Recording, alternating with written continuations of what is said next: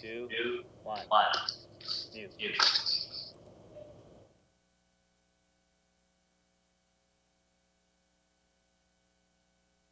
On his phone, hopefully. So we'll reconfirm. Yeah. Well, so he. Hello. Just doing phone. Oh, there he is. Oh, okay. Yeah. You, Duffy? Hello. Yeah. So just let him So know much we're fun. gonna mute him. Duffy, can you mute him real quick? Yes. Duffy, we're going to mute Yes. real quick, and then we will unmute you at the different times that the mayor calls. Okay. Thank you. Okay. Thanks. We're live now. Okay. We will start. I'm going to call the meeting to order, the special meeting for April 3rd, 2020. Madam Clerk, roll call, please. The record will reflect that Councilmember Muldoon has an excused absence, and Council members Herdman and Duffield are at the meeting telephonically, and everyone else is present. Okay. We've just confirmed with them. I'm sorry. So I just need you to say you're here. Mr. Duffield, are you here? Yes. Mr. Herdman, are you here? Present.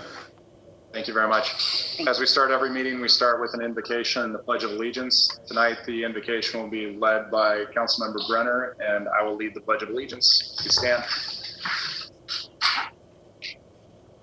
I also would like to do an invocation this evening in honor of the members of our 12-step community, because so many of the people that are part of that rely on meetings and service to others in order to maintain their program. So a big tenet of that program is the serenity prayers. Tonight I ask you to join me in the serenity prayer, which goes, God, grant me the serenity to accept the things I cannot change, the courage to change the things I can, and the wisdom to know difference.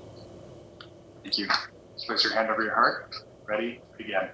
I pledge Allegiance to the flag of the United States of America and to the republic for which it stands, one nation, under God, indivisible, with liberty and justice for all.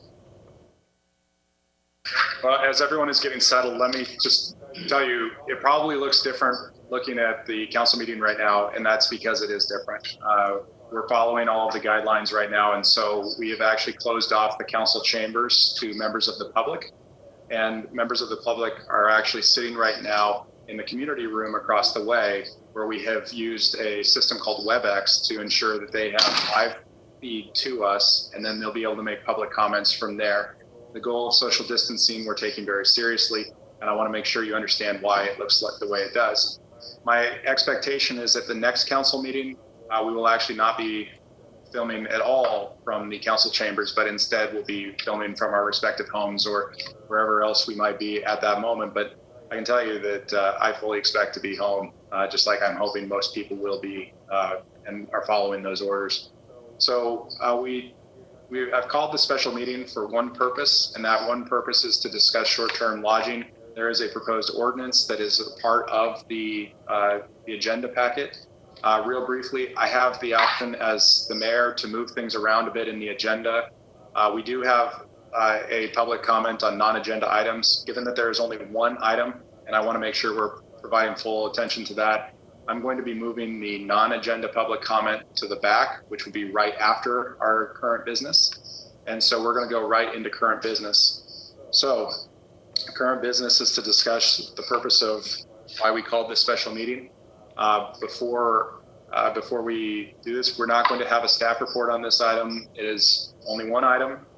Everyone has had the opportunity to read the proposed ordinance. We have received extensive email communication, phone calls, and whatnot throughout the last 24 hours. For that, I'm thankful. We had great, impassioned, logical pleas on both sides of this issue. We had people suggesting compromises. We had a lot of conversation. And I just want to say thank you.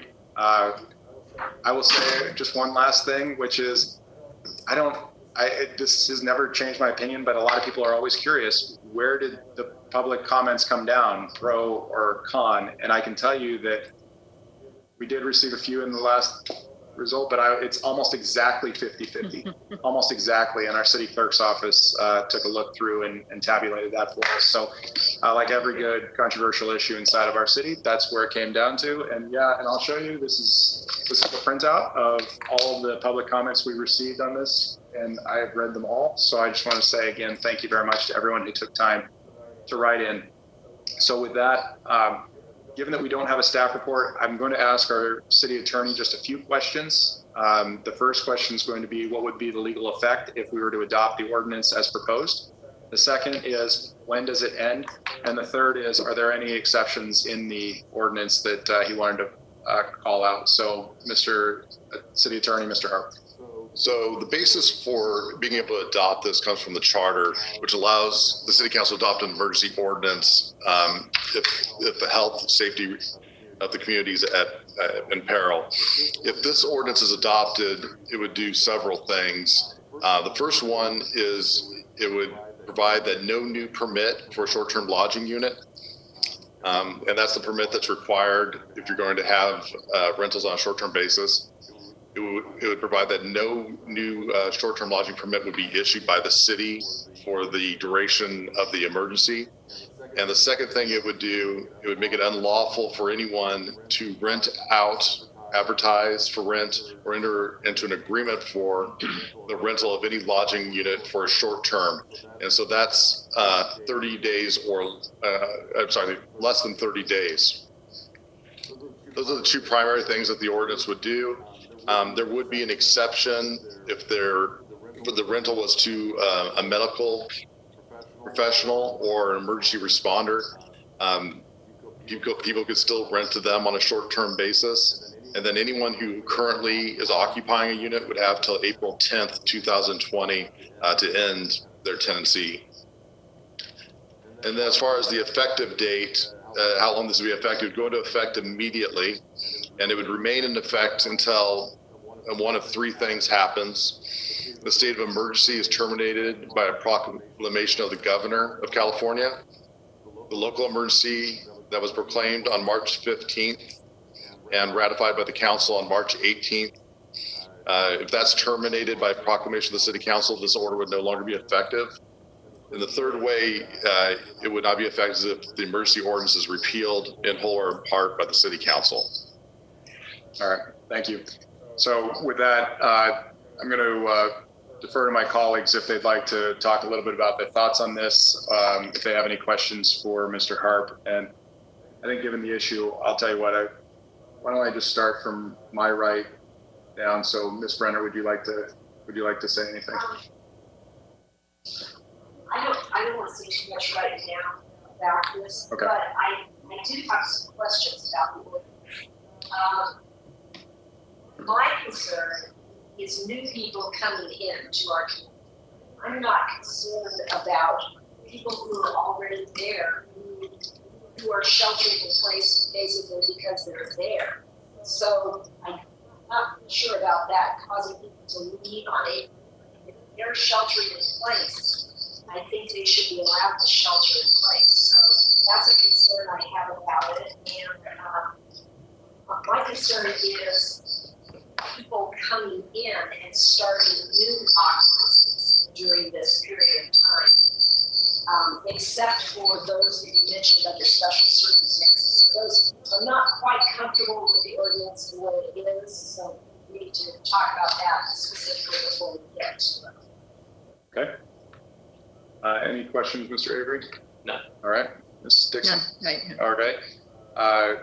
Let's see, I'll go, Mr. Herdman, do you have any questions? No, I don't. Mr. Duffield, do you have any questions? No. Okay.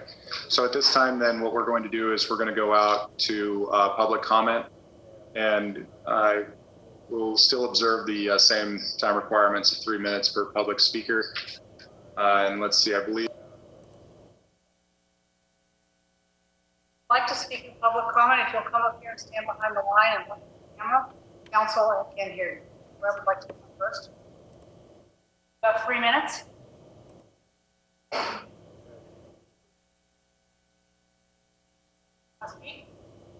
Although I missed it.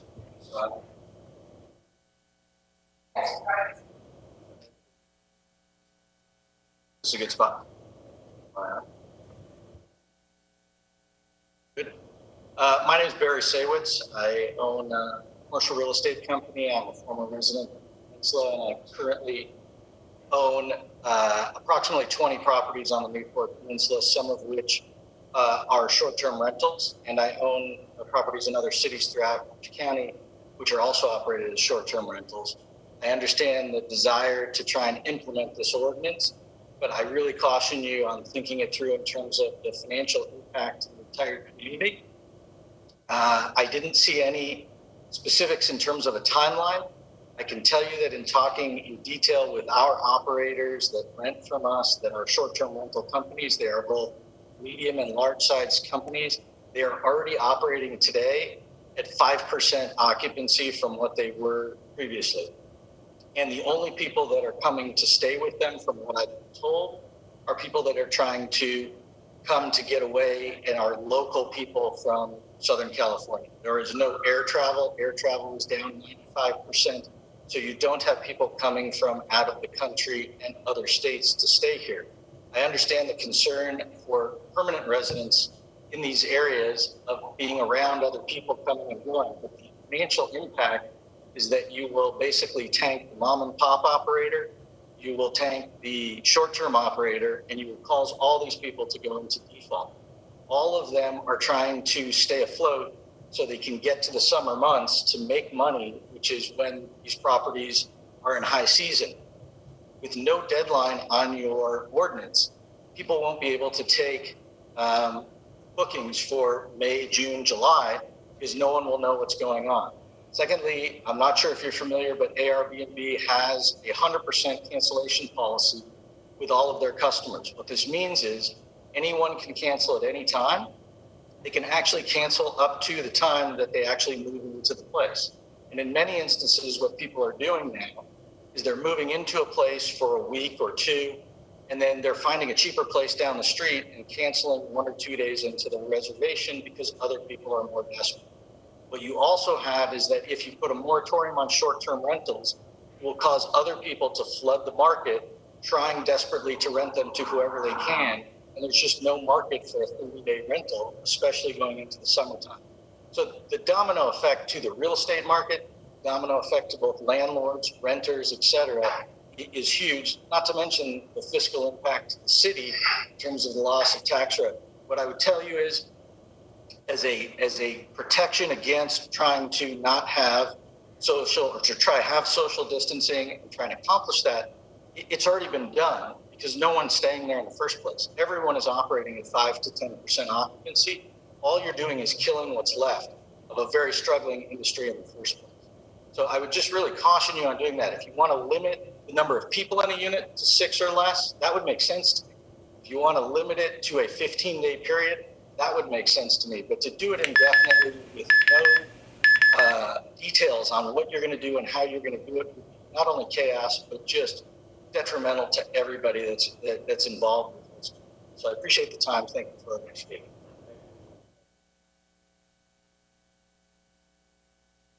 Hello, my name is Heidi Nielsen. I own Doyle's Beach Boardwalk with my husband, Chris. We are zoned for RMF, which is multifamily use, and we have allowed use. We have no single homes around us. So with that being said, we are also in a commercial district, just like a hotel would be. And so we get the noise of the restaurants, we get the noise of the bars, and we kind of get it on both sides. And so it's kind of frustrating to us to see that no one wants to partner with us. I'm a little frustrated today because I'd like to see us all partnering together and trying to find a solution instead of just trying to kill one group. We pay our bed taxes. We pay a high property tax every year. We keep our units clean. Every time they are turned over right now, they are Clorox top to bottom. We keep the groups small. We also have put out with every group that comes in the contract that they will social distance and they will abide by the laws. I have been here since March 10th in our unit staying. We have local managers that manage them also. But I have been here on the property since March 10th. I've worked with the lifeguards. I've been at the lifeguard station. If you have been to 20th Street in Newport Beach, you know social distancing is working. The first weekend I was here, I was a little discouraged. I thought this is not going to last. They boarded up the boardwalk, they boarded up the pier. There have maybe been 10 people on the beach since that happened.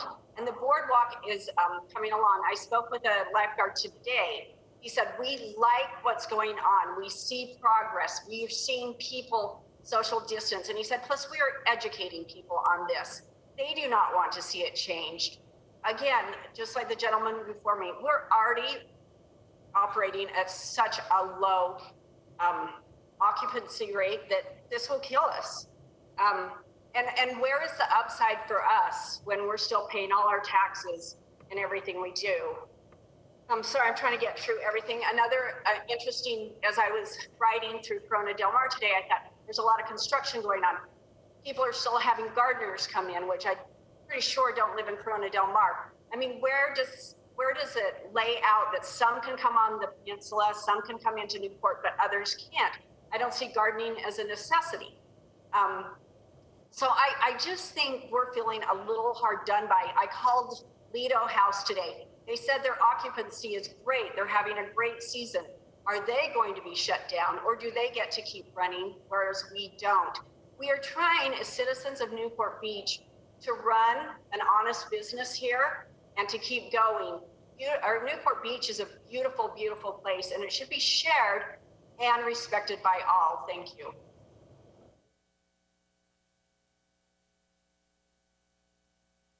Hello, staff and council. My name is Connie Adnoff, and I'm a resident of the Peninsula. I have several thoughts as well. It's a noble thing to try to provide housing for first responders and medical staff, but more and more these folks are very compromised in their own health. And if they are staying in our homes, that's just almost an automatic potential for the virus to be extended into our private homes, into the homes of the property owners that we as the property management company represent. Likewise, those same medical providers would be having to go to the grocery store just like anybody else. So I don't understand why. It's great to help those folks, but I don't see that as a demographic to allow into our short-term rentals. As well, I have heard that this is for the protection and to mitigate those that are going rogue with their own property rentals that are doing one-term or one-night rentals against city code. And yet, what's the enforcement there? I would like to know what the enforcement is going to be with this particular resolution going forward, because what's to keep those, say, on Newport Island that are not abiding by code? What's to keep them from continuing on what they are doing? How about enforcing what we have already? As everyone else has said, our numbers coming into town are so much smaller anyway, and the folks that we have observed just from living there and then from our vacation rental business, they're here trying to quarantine as well and are abiding by the rules. I don't understand what the difference is between the short-term renters and the long-term renters. It's the long-term renters that I see still partying out front, playing cornhole on the sidewalks, and enjoying a darn good time not having to go to work or school. How about regulating them? Anyway, if you could address what type of enforcement is going to be put forth, I would appreciate knowing what that is, and then how you're going to implement that. Thank you for your time.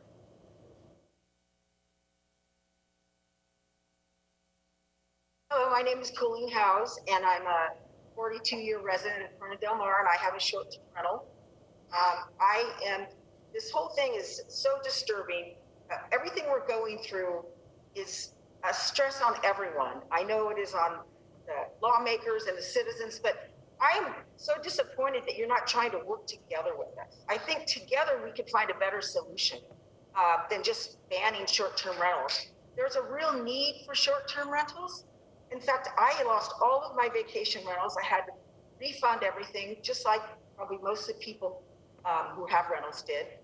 And what I'm finding is I'm renting to like a young girl that came for 2 weeks. She got back from college and she wanted to quarantine in my place for 2 weeks, just in case she was sick because she didn't want to infect her grandma. I've had people say, oh, I need to just, have some place to stay in between because someone might be sick. I mean, and that's a week or 2 weeks. I mean, 30 days, no one's going to rent for 30 days. And, there's so many other instances. The whole demographics of short-term rentals completely changed since this pandemic. And I think that we should find a better solution where we can work together and not have council members decide who we can and cannot rent to in our own homes. And I know that there is a big decrease in people on the streets. The city's got all these great signs up, going one way. I think we're addressing it responsibly. And I don't think implementing this ordinance is going to really affect the COVID epidemic is spreading. I don't think it's going to stop it from spreading. And the other thing that I'm very concerned about is in the ordinance, it says that if violators can be arrested for violating this by the police. What is this, the Gestapo or, it's horrible. So they're going to come, police are going to come arrest us if we rent to someone for 2 weeks that maybe is our relative. So anyway, I just hope that we can find a way to work together as a team, as people in this small town and not hurt other people. Thank you. Hello, my name is Lawa Shamluk, and I think everybody before me, they express the same concern that we have. This is going to be putting a huge burden on us as property owners. And, as everybody else mentioned, we lost the majority of our reservation. Everything has been canceled. We have to refund everything to the guests. And we got one family, actually, they decided to come from local. And all what they wanted to do, they just want to be away from their home. They have to be working from home. So this is by itself, everybody is under stress, is under a lot of, it is a tough time for everyone. So for them to feel a getaway, they brought the laptop, they brought the computer, they're working from home, but for them at least to be into a different place and they feel a little bit not the anxiety that they would feel at their own home. And as everybody mentioned, in our contact, we're putting everybody social distancing. It's basically sheltering in place, and all the places are being sanitized, and people are staying in the place.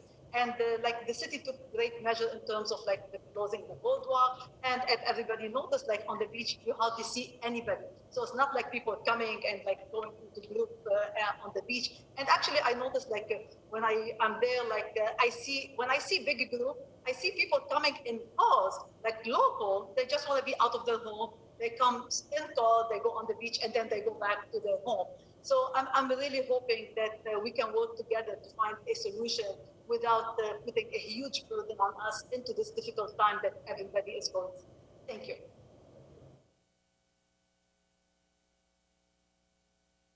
Hi, my name is Shannon Moran. I'm the rental manager at Abrams and Wilson Properties. On behalf of Dawn, I'm here as well as for myself. My own job is in jeopardy.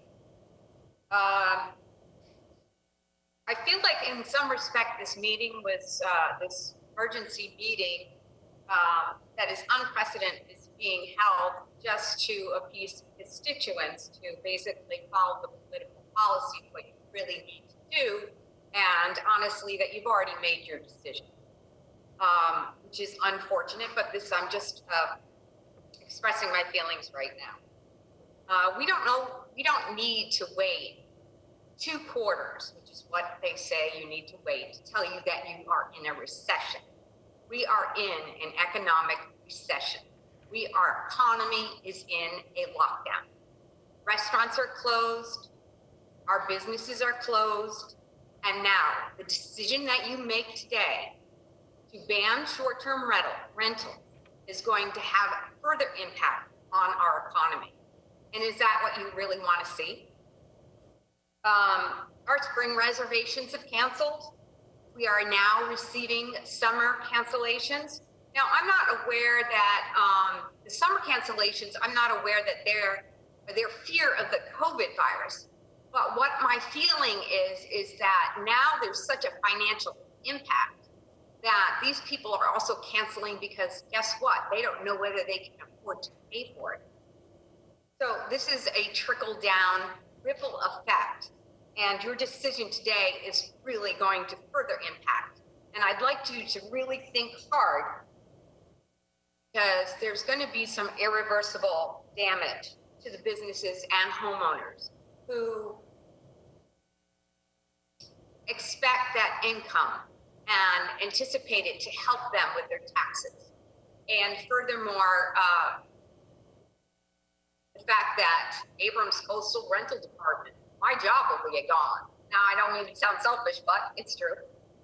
That's just the way it's going because we're losing all these cancellations because of COVID-19. We're taking all the recommendations. We're not having office hours.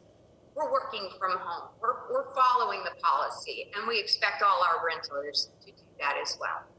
I really hope that you take a hard look at your decision because I really think it's going to have a further impact. And I hope that your decision,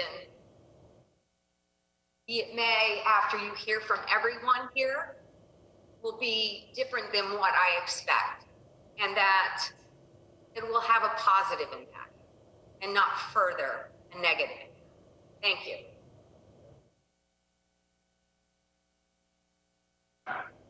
Hello, my name is Craig Batley, and we canceled at Burr White 70, canceled 70 reservations so far, gave all the money back.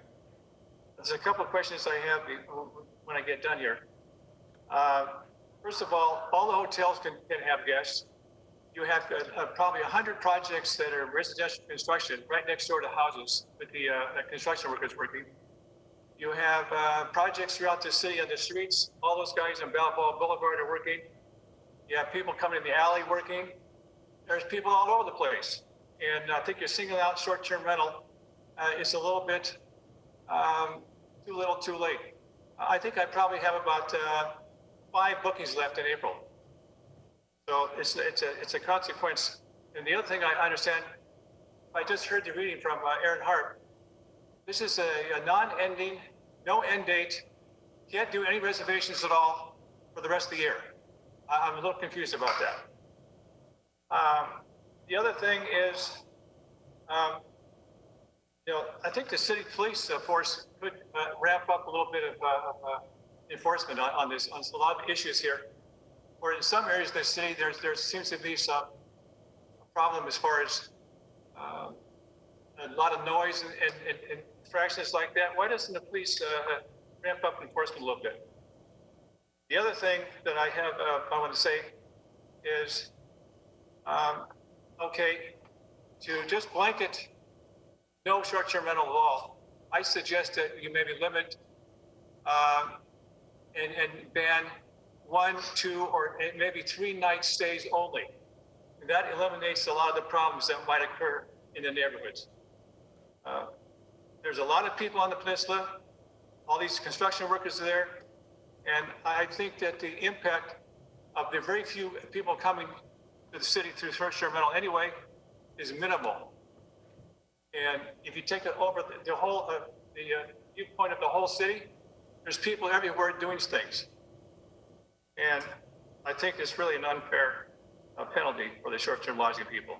Not to say anything about all the people who have flights and they've made plans, they're meeting neighbors, grandfathers, they're having their grandchildren come down, all gone. I suggest that the city rethink this a little bit. And the other thing they can do is perhaps require all incoming guests be delivered some sort of a policy that the city would develop from the state of California. And here's a policy we recommend you follow for safety. I think it would be part of the agreement too. So I know this has been rushed, but I think that I'd be a little bit of an additional thought brought to it. So I'd like to get a clarification. Is there an end date? I understood it was just for April. And then you wait and see again. Okay, we'll make sure we get that answer at the end of the public comments. Next speaker, please. Yes, hi, Jeff Boston, Seabreeze Vacation Rentals and California Vacation Rental Association.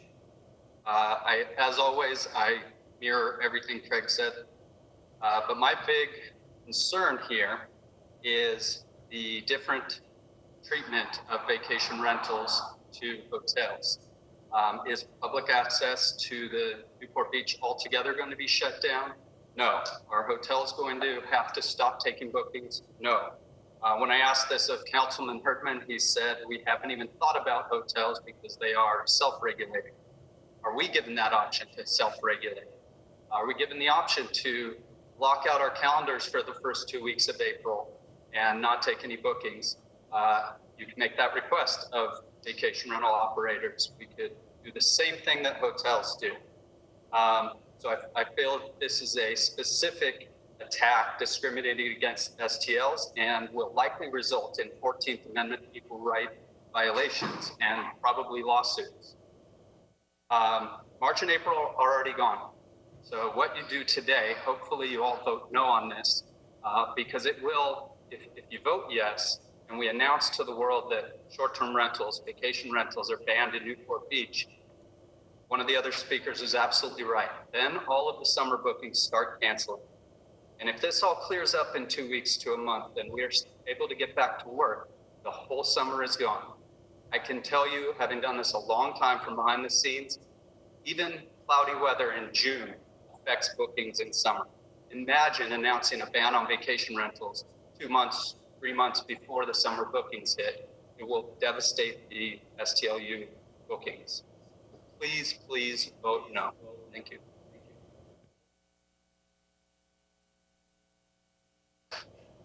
Hi, my name is Russell Adnoff, HB Realty. Proposing having an entire vacation rental industry of 1,600 short-term lodging permits switching over to 31 plus nights furnished. It's not an ideal demographic. We kind of factor in supply demand. Obviously, there's people that have constructions or they've got like a temporary relocation, whether they've closed escrow and they're trying to find a new house to move in and get somewhere to stay. But you're going to have a huge rush of people leasing out these places furnished in the hopes that they're going to be able to go back to summer, which is uncertain at this time. People that typically are looking for a furnished rental outside of the examples that I gave you, which is extremely narrow, are people that maybe don't have their feet on the ground and aren't exactly people that you're going to want to welcome into the community either.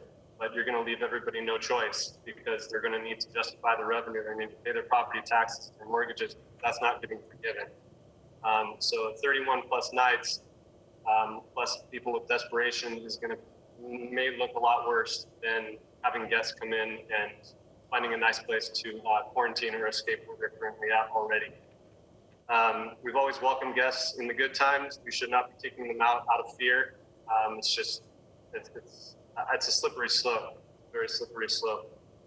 As Craig mentioned, please consider enforcing something like 3 nights, 4 nights, even 7 nights right now. That would just be something that would be much more welcome without a definitive end time. And I guess what I'm hearing is that hotels are not going to be considered in the same boat as the vacation rental industry. That's a direct competitor with us. That's like banning bars, but keeping bars open that don't have a liquor license. It's really the same thing. Proximity to other people's houses, you know, they're more than 3 feet, they're more than 6 feet. People aren't walking over to the neighbors and sneezing on them. They're staying inside the homes. Treat them like citizens, treat them like residents, hold them to the the same standard. They're out of line if they're doing things they're not supposed to. Write them up, cite them. You know, treat them as individuals. But if you're not going to treat the vacation rental industry and the hotel industry as the same, you're crippling one, and that is just a little suspicious and seem a little convenient given the time. So yeah, please vote no. Thank you.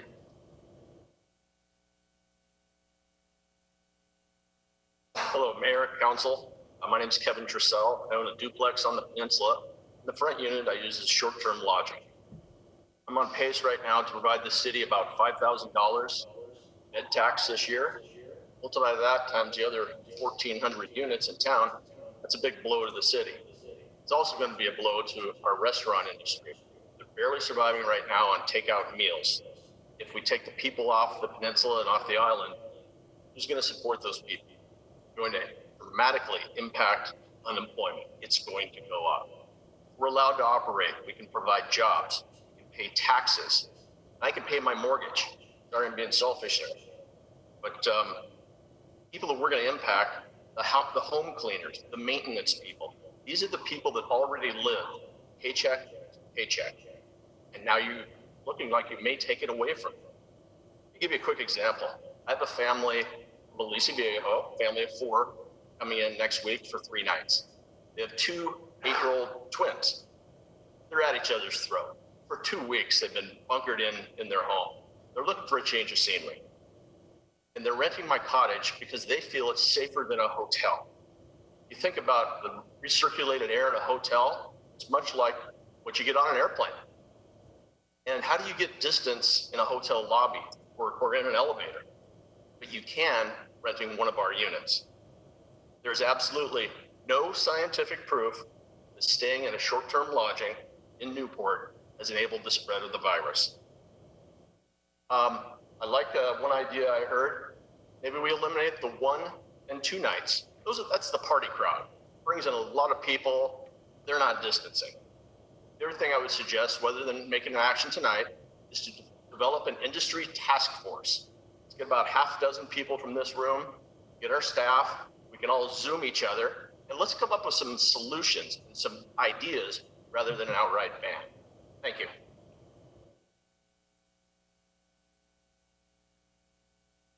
Hi, my name is Carmen Rosso.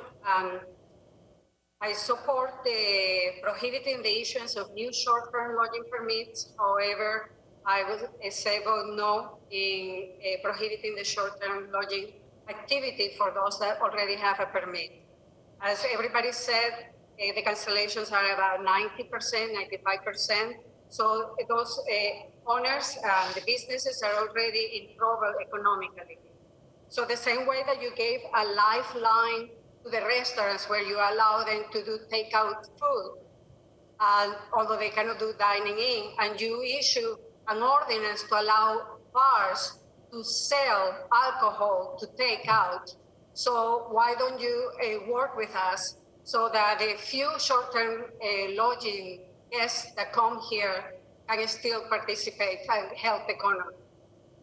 Now, the big issue here, I'm not going to talk about financial burden. We all have been affected by this, but it's like you're trying to address the spread of COVID-19.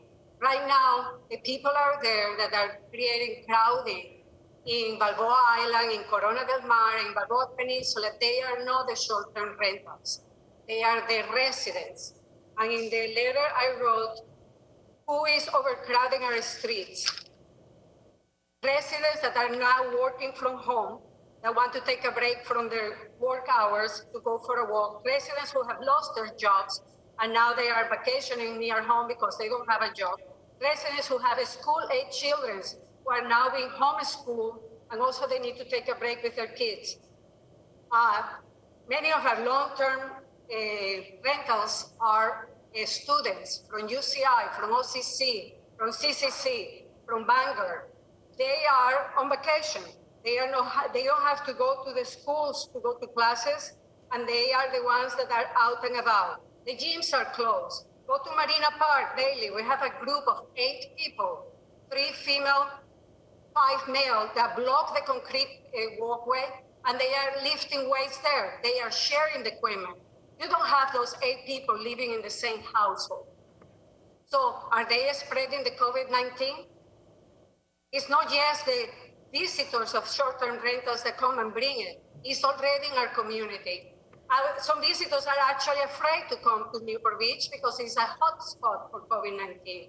So don't kill the few opportunities that the homeowners will have and the property management companies to have people to come here.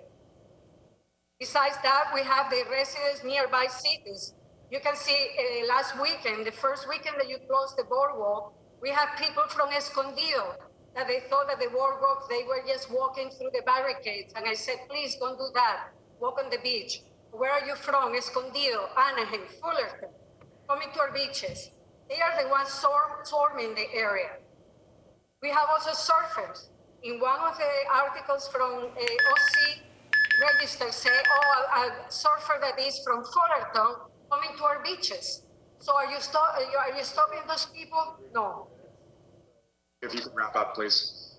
Yes. So also what they say, the short-term lodging is open-ended. So right now you're telling us we cannot advertise the units for September, November, December next year. So please, if you can check it out. All right, thank you. Next speaker, please.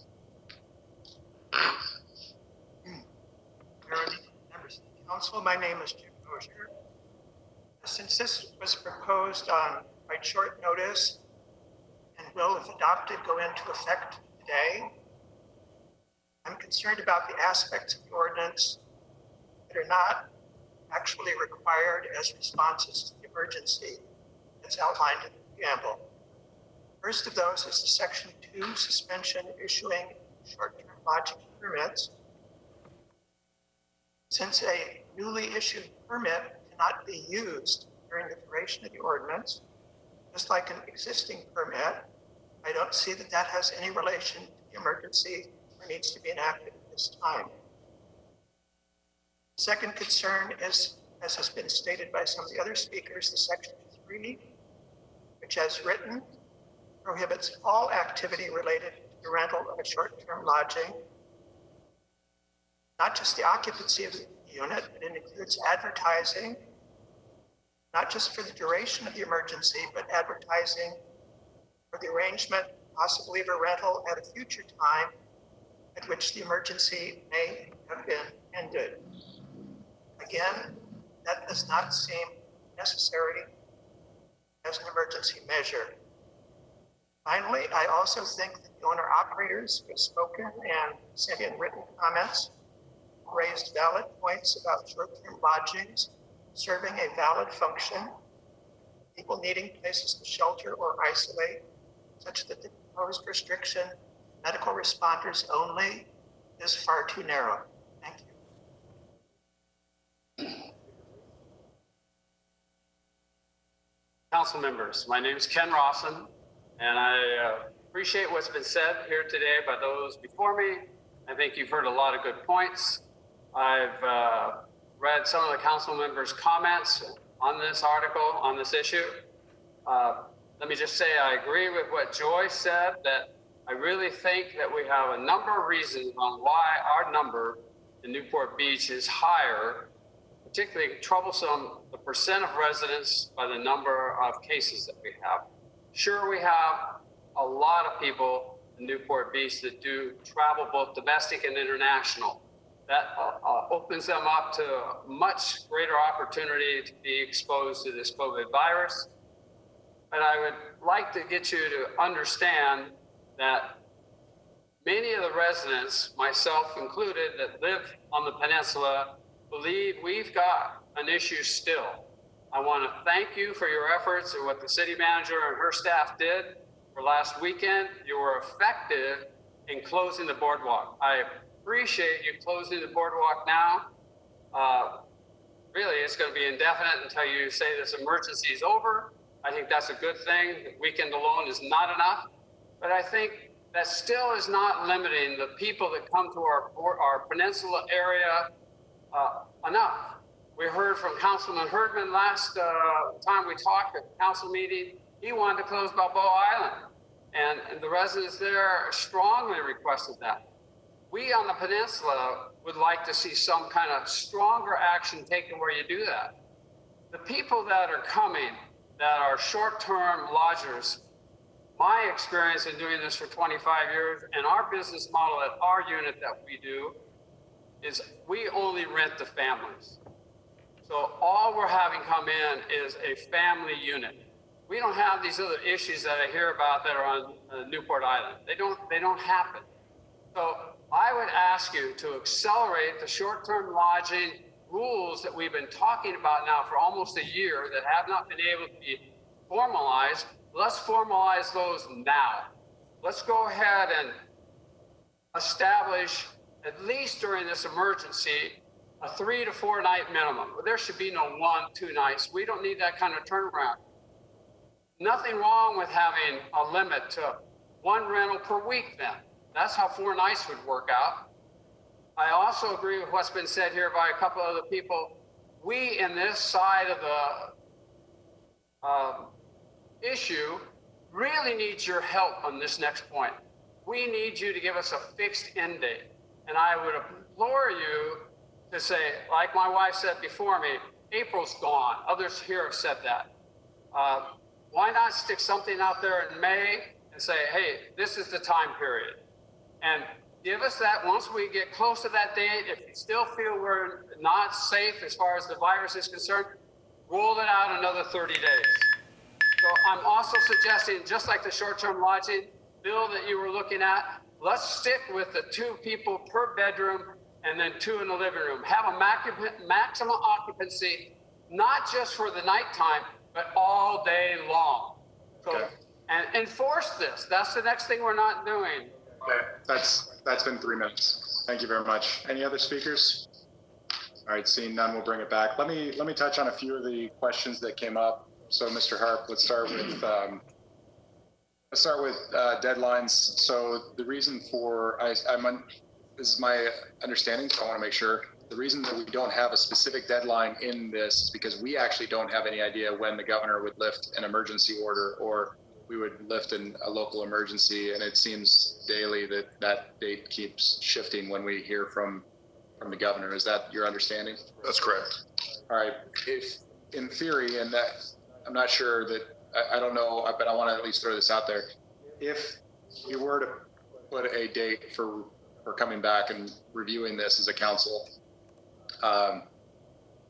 we have council meetings in May. May 12th is our first meeting. If we were to put a review date for the May 12th date, and extend it past a week so that we would at least show people, look, we're reevaluating it. Is there anything stopping us from doing something similar to that? No, that'd be fine. What we could do is we could actually do the emergency ordinance through May 12th. Well, I would think it'd go past May 12th because May 13th. Probably at least a week longer than that. But I'm just trying to work through and try to figure out the analysis. So that comes back to one of their primary questions, which I think I might actually have the same question after listening to this.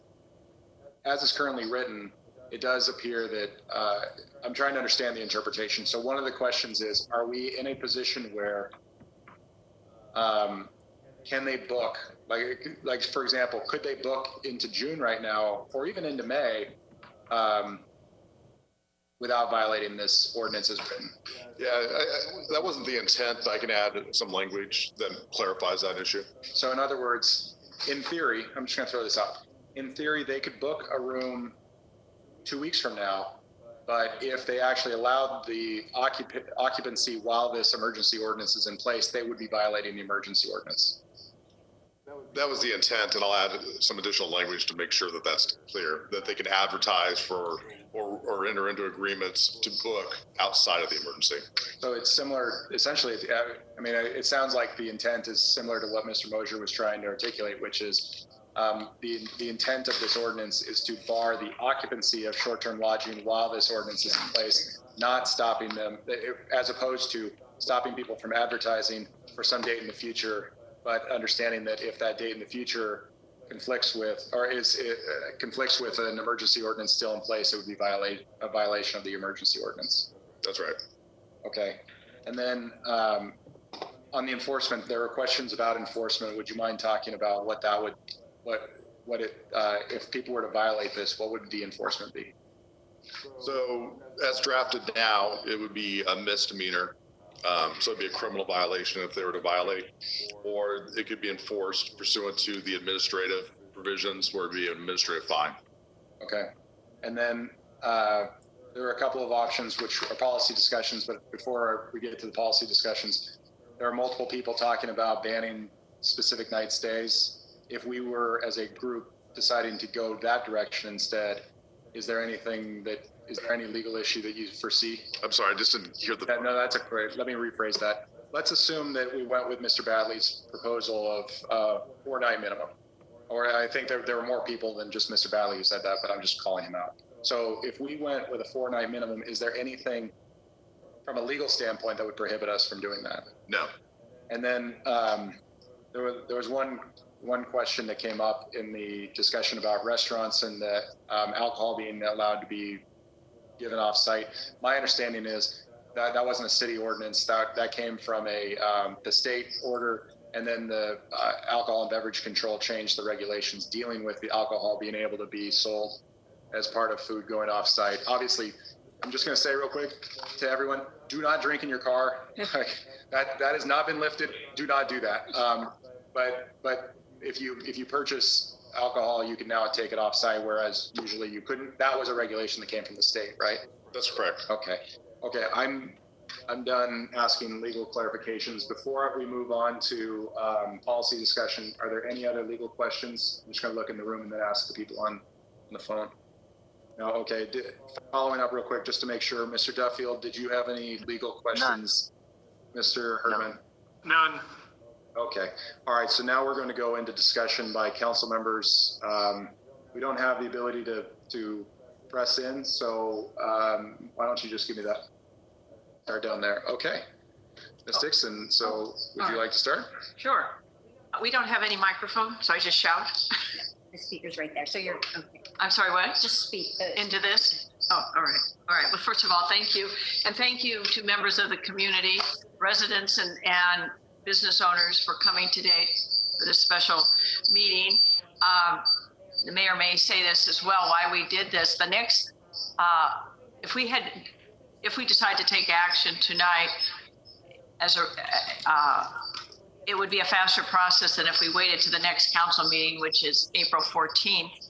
And then as a regular action, it would take several weeks or meetings for it to take any ordinance if we were to take action to take effect. The reason, in my opinion, and I appreciate the mayor calling this meeting, is that we have a crisis in this country, health as well as financial crisis, as we all know. And we have a federal order, we have a governor's order, among many things, is stay home, stay in your neighborhoods, stay in place. We are a high destination city. Just to give you some data, we all know this. Last weekend, even though we thankfully closed the boardwalk, we had, according to the lifeguard count, approximately 28,000 people on our beaches, just on our beaches. Even though the regular average, and I should say the average number of beachgoers on a nice day in Newport Beach in March, April is probably 100,000. And so we have seen a reduction in the number of visitors, which is good during this period of time. It is still 28,000 people that they're not parking in our parking lots, they're walking through our neighborhoods. So the short term, let me back up, anything we can do short of closing the beaches and shutting down the city, are looking for ways to discourage people who do not live in Newport Beach to not come into Newport Beach. And one of the ways that can be done is what is happening through natural market economic forces. And as we've heard from all of the speakers today who are short-term and long-term rental property owners, business owners, that natural market forces have worked sadly, to diminish their business down to, we say, 90 or 95%. So I'm not pleased by that, but I'm glad that we didn't have to force that. The market forces created that. What I am concerned about, and has been alluded to in the public comments, is that 5%. Why are people still coming to Newport Beach when the governor, the president, the Orange County Health Agency have been vocally, consistently encouraging people to stay home? But because we have an attractive nuisance, which is because we are a beautiful city, people want to come. I understand that in a normal economic, healthy time, it's a wonderful thing. But we are fighting a global pandemic. Never before in the history of this city I don't know what happened in 1918 with the Spanish flu. I don't know if there were short-term rentals there. We have never dealt with this extreme health situation. My heart goes out to any business owner. The restaurants are closed. The hotels are operating. I was surprised to hear about Lido House. I heard that they were like at 20% occupancy. But anyway, everywhere business is horrible. My concern is for business, yes, but for our residents. Why are we encouraging people to come for 1 or 2 or 3 night stays in our city when we know that it's just for short-term entertainment, party related, just as Craig Batley mentioned, people are coming for parties. I think the market forces have been effective to get to 95%. I would like our industry to continue to ensure and discourage, if you will, and not promote. Someone wrote a letter in the stack of letters that VRBO is saying the beach is open. The beaches are open in Newport Beach to entice people to book a rental, short-term rental in Newport Beach.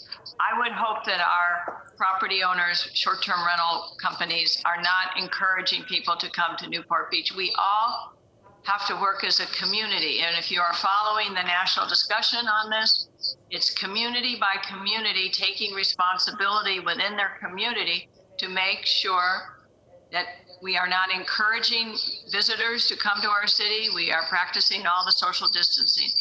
We will flatten this curve by doing the right thing. And so in my opinion, I want to protect our business owners. I also want to protect the health and safety of our residents. Why does anybody, I hate to say this, I love people to come at a normal time to visit Newport Beach, but we don't want to encourage people to come to Newport Beach during the pandemic period. So I support some limitation on that 5% that I believe are largely the 1, 2, or 3 night rentals that are just coming in. They're not even being self-isolating. They're coming in to have a party.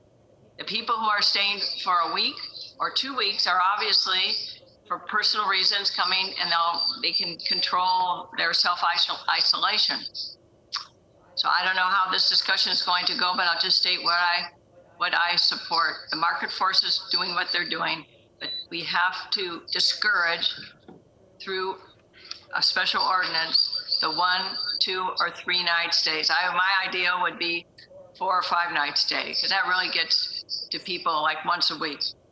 I like what Carmen had indicated. Maybe we put a limit on the number of people and the occupancy. I know in Newport Island, there are 10 or 11 or 12 people occupying a short-term rental in one residence multiple times. That's obviously unacceptable for many reasons. And making the compliance with social distancing mandatory. In the proposed draft ordinance, Mr. City Attorney, you talk about arrest. I don't know if we need, my own opinion is I don't know if we have to threaten arrest, but if they are in violation. Enforcement is a real issue, and I know staff is working overtime just dealing with the multitude of enforcement issues. I would hope that our rental companies would help the city and help our city staff and enforcement mechanisms to make sure that their tenants, whoever are here, that 5% are operating in a healthful, safe manner. So I don't know if this is a motion, but I'm prepared to make a motion to limit short-term rentals during a defined period of a governor's order. And it could be May 15th or 19th. I support whatever limit like that so that businesses can get back up and start taking reservations for that when this is over. What else did Carmen say too? I guess that was at 4 nights and maximum maybe of 6 or 1 per week. But basically, no one wants to be punitive here. No one wants to be super regulatory. It's simply to help our city stay safe and keep people who come here, the college students are not in college, so they're coming, they want to come to the beach. Why? So that's where I am. And I know the community is really split with the residents versus the business owners. And I'm trying to find a way that we could support the residents, the neighbors, especially in areas like Newport Island where these party houses continue to exist. This very day, that's the 5%. They're continuing to exist today. So thank you, Mayor. Appreciate that. You bet. Thank you. So you made a good point of asking for talking about why I called the special meeting. And I think it's worth talking a little bit about that real quickly before we keep down the path. One of the things that happens when you are not a public health agency during a public health crisis is making sure that you are following the public health agency guidance. They're experts. They are given statutory authority. They are designed to do exactly what they're doing right now, which is pass ordinances or provide orders, provide guidance, and then make sure that cities like ours follow those orders and follow the guidance when it applies directly into our city. And to the state's credit and to the county's credit, they have issued a lot of orders and they have issued a lot of guidance.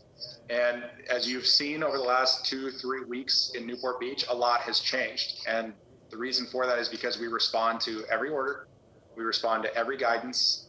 And when we are seeing people not following the core guidance, which is social distancing, we have to take action.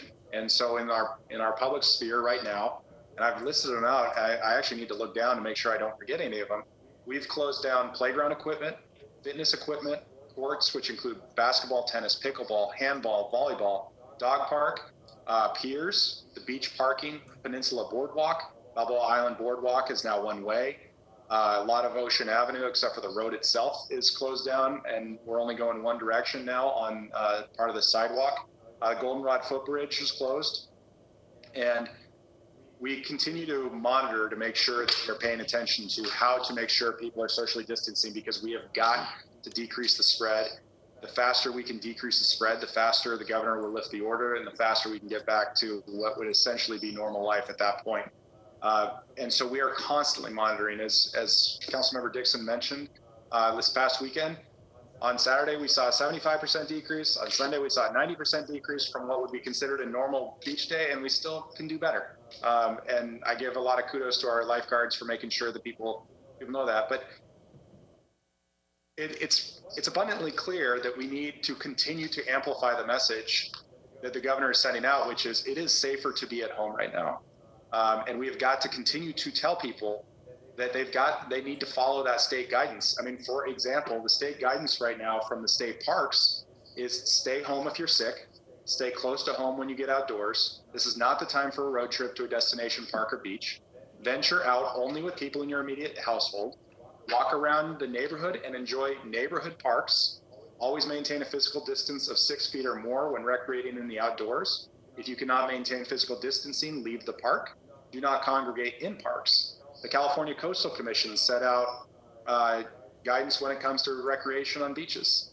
And so my point is, when we're spending a lot of time, as you can imagine, at the city level, thinking through how to keep people safe and then following expert advice. And so the first touchstone for us is always to go back to the state orders, the county orders, and make sure we're complying with those. Then we go to the guidance, which is not force of law, but it's really good, and trying to figure out, are we complying with those as well into our unique situations that we find ourselves in Newport Beach? Because as you can imagine, we have always been a city designed to bring people in and not keep people out. And trying to reverse that right now has been a Herculean task that has been undertaken by a staff, and they should be congratulated for all the progress they have made to date. So we received a lot of concerns from residents about short-term lodging. And I spent time looking through the orders and the guidance to see what the state has said. And the state is silent when it comes to short-term lodging. And so it comes to us as the enforcers and trying to make sure we are keeping task with what is going on inside of our city in response to the overarching goal that the state has said, which is safer at home. And when the Parks Department is saying, make sure you are only staying inside your neighborhoods when you're going outside and whatnot, I felt it was worth the time to have a conversation at the council level to talk about something that is not covered by the state, it is not covered by the county, and it is difficult for us to discern exactly what we need to be doing in this situation. And it's a whole lot better on an issue of this import to talk about it as a council rather than just put it entirely on our city manager to try to parse out and figure out what's right. And so I wanted to make sure that people understood this is really hard, and we're trying really, really hard to keep people safe and stop this spread. And we've got to do, obviously, we need to continue to figure out how to do a better job day in and day out. And I think you're seeing the progress of all of the things that the city has been doing. But like I said, it is a Herculean task already to have reversed 100 years of city planning to bring people in. And we're seeing the effects of doing that. So that's why it's really important we have put this out. It's really important that we received over 100 comments and emails that were at times very short and at times very long, and a lot of compromised discussions as well. So I just wanted to say I appreciate that. I think you're exactly right on the right path on the making sure that we are not bringing in 1 and 2 night stays. It doesn't make any sense. It's not consistent with the governor's order for us to be talking like that. And so I do appreciate that discussion. One thing I'll just point out on the enforcement side, it is entirely possible, instead of talking about arresting people, it is entirely possible that we're actually looking more at fines and revocation of license. Yes. And so instead of going down the path of talking about arresting people, we can talk instead about the entire point of this whole exercise, which is to get compliance through administrative means. Anyway, that was really long. I didn't mean to talk that long. So anyway, it's something I've been thinking a lot about, as you can imagine. So I did want to make sure we talked as a council. All right, I will go to Duffy and Jeff in just a moment, but do you want me to just keep going down the path? Okay, all right, Mr. Avery. Yeah, hopefully it's becoming clear that all of us are very concerned with, in this whole national emergency that we're in, having to try to work with our residents and our businesses to do the right thing. And it's a really kind of tortured process to get it right. And I think we're all conscious of not overstepping. I think everybody in this council is very concerned about being involved with the heavy hand of government and impinging on people's rights, stifling business. We have no interest in that. But I think our first responsibility as a council and a city is to the safety of all of our residents. And we are in the most significant national health emergency, or emergency period almost, in 100 years. So this is an exceptional time. And there are so many things that have happened that are beyond all of our imaginations.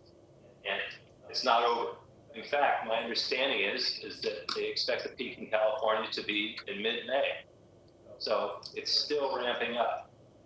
So as a council, we have, it weighs on all of us to do whatever we can to send the message, please stay home. Don't come to Newport Beach. Just give it another month. Take a month and give us a pass.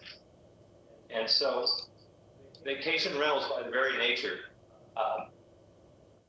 they're for a different time. They're for a time when everybody wants to recreate and enjoy. And this is not that time, at least to travel and do it.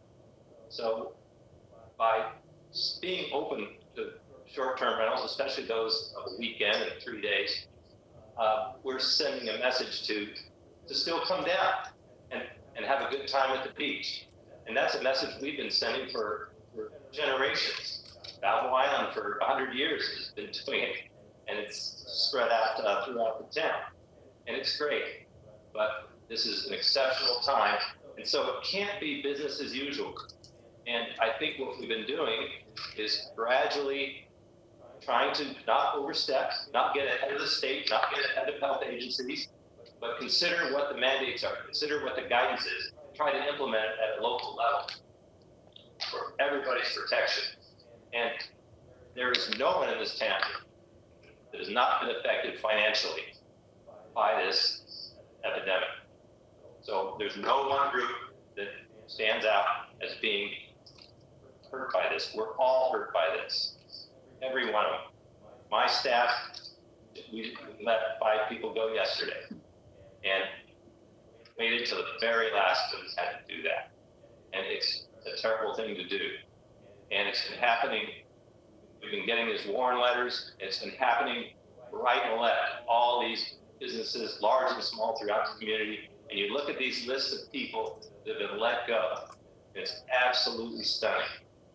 So we're all losing here. This is just something that we all have to acknowledge, that there are going to be losses, financial losses, losses of enjoyment, losses of seeing our friends. It's all a part of it. So I'd like to think that we could all work together as we're trying to do here. You can see it live right now. The council is working toward a solution that is, on the face of it, quite a bit less onerous, and taking in the suggestions of the speakers. And we're going to try and get it right. But I think the message is clear: to stay in your home, recreate near your home. And that's something, that's a guideline that I think we should follow. And certainly we should not encourage people to travel to Newport Beach. And we know we can't physically stop them. And so we just need to send a message. So somehow we've got to get there, and somehow we've got to try and also provide some relief for businesses, such as folks that operate short-term rentals who want to do that as well. If we can parse it, we will, in a way that accomplishes both of our objectives. So I'm encouraged by this discussion, and hopefully we can get to a place where we can do something that signals that we're not banning short-term rentals for the long term. We don't know where this is going to go. We don't know whether this is going to end in a month, but I think all of us have a feeling of dread that this could go on longer. And we've all heard the different scenarios. The fact of the matter is we just don't know. So I completely agree with the idea of setting a date, and so people can plan, and we can all say, yeah, I'd love to go to Newport Beach in May if the emergency is lifted. We need to get people, the entire community, all of California, all of the country, rowing in the same direction. And so far, we're not there yet. Thank you. All right. Thank you. Ms. Brenner. I think what you all said is absolutely accurate. And the thing that keeps coming home to me is that these are short-term measures. And the more we can suffer in the short term, then the sooner we can get past this, so that in the long term we can get back to business. We understand that these operators are losing about 90% of their revenue right now. But if this goes on for a long time, that's going to be significantly worse than if we suffer and really take extreme measures now, so that as soon as possible we get back to 100%. Because not only are our short-term rental operators suffering right now, but our restaurant owners, our business owners. So if we allow more visitors to come to Newport Beach, which prolongs this emergency, then we are penalizing our other businesses. We're penalizing our restaurants, we're penalizing our shop owners, we're penalizing our whole community the longer we let this go on. So to take extreme measures now, it actually is going to help the short-term rental operators too, because as soon as we can possibly get back to business as usual, hopefully they will start to make up some of these losses. But we're all living in fear right now. I know a lot of them are living in fear about losing their properties, their mortgages, and that sort of thing. But people all over our community are concerned about losing their life or losing their loved ones. And we're all concerned about losing our freedoms. This is a whole new world. People keep emailing me with war analogies. And the short-term rentals, the analogies to the Trojan horse of continuing to bring in people that we don't know if they are infected or not. Nobody knows. We don't have tests to tell us. If we had tests to tell us if they had been all there, then we could. And that may come sooner than the emergency action is over.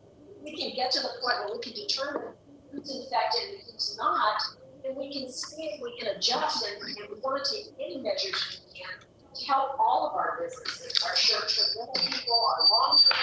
We have people all over town that rent long-term as well, and we need to benefit all of them as well. If I had the option of shutting down day trippers to Newport Beach over short-term rentals, I would take that 1,000 times over, because we can't stop the people that want to come in for just the day.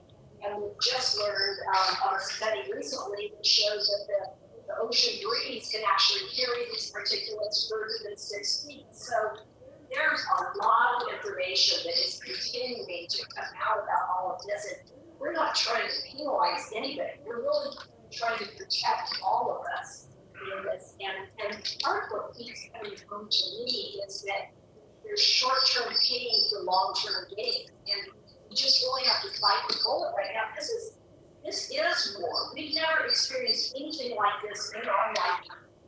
And we have to take measures that are, it's not business as usual. These are not just little adjustments that we're going to do to our short-term ordinance. These are drastic measures, because this is life or death.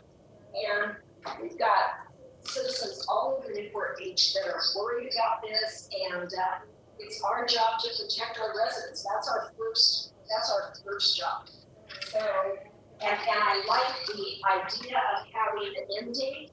Have an end date to this, where we come back and look at it and say, okay, the curve is flattening. We're getting the tests available. I mean, there may be all kinds of changes by the time we get a little ways down the line. But just for right now, we can just take drastic measures that will make everyone feel just a little bit more safe. Then I think that's what we have. Okay. I appreciate that. I've been, just so everyone on the council knows, I've been keeping track of suggested modifications as we've been moving along. So I'm going to keep doing that. And then at the end, we can talk about what I've been hearing. Go Mr. Hertman next, and then Mr. Duffield. Thank you, Mayor. I'm just going to keep my comments real brief. I don't want to be repetitive. Plus, I think probably everyone in the audience and probably everyone who's listening has sent an email to the City Council. Over the last few days, I've responded to every one of them, so most people know where I'm coming from on this. There's already 1 million cases globally, and 24% of them are in the United States. We've all been ordered to wear masks. Today, there was an indication from the president that there might be a national stay-at-home order. New York City had 300 cases 2 weeks ago. Today, they've got 50,000 cases. There's new information out now on how this virus is being spread. I hate this prediction, but I heard it today that we're just 2 weeks away from where New York City is now. We just need to shut down everything that creates social interaction in this city, so that the city of Newport Beach can say that they were not responsible for the spread of this virus and the predicted number of deaths that are out there and being talked about concerning this virus. Thank you.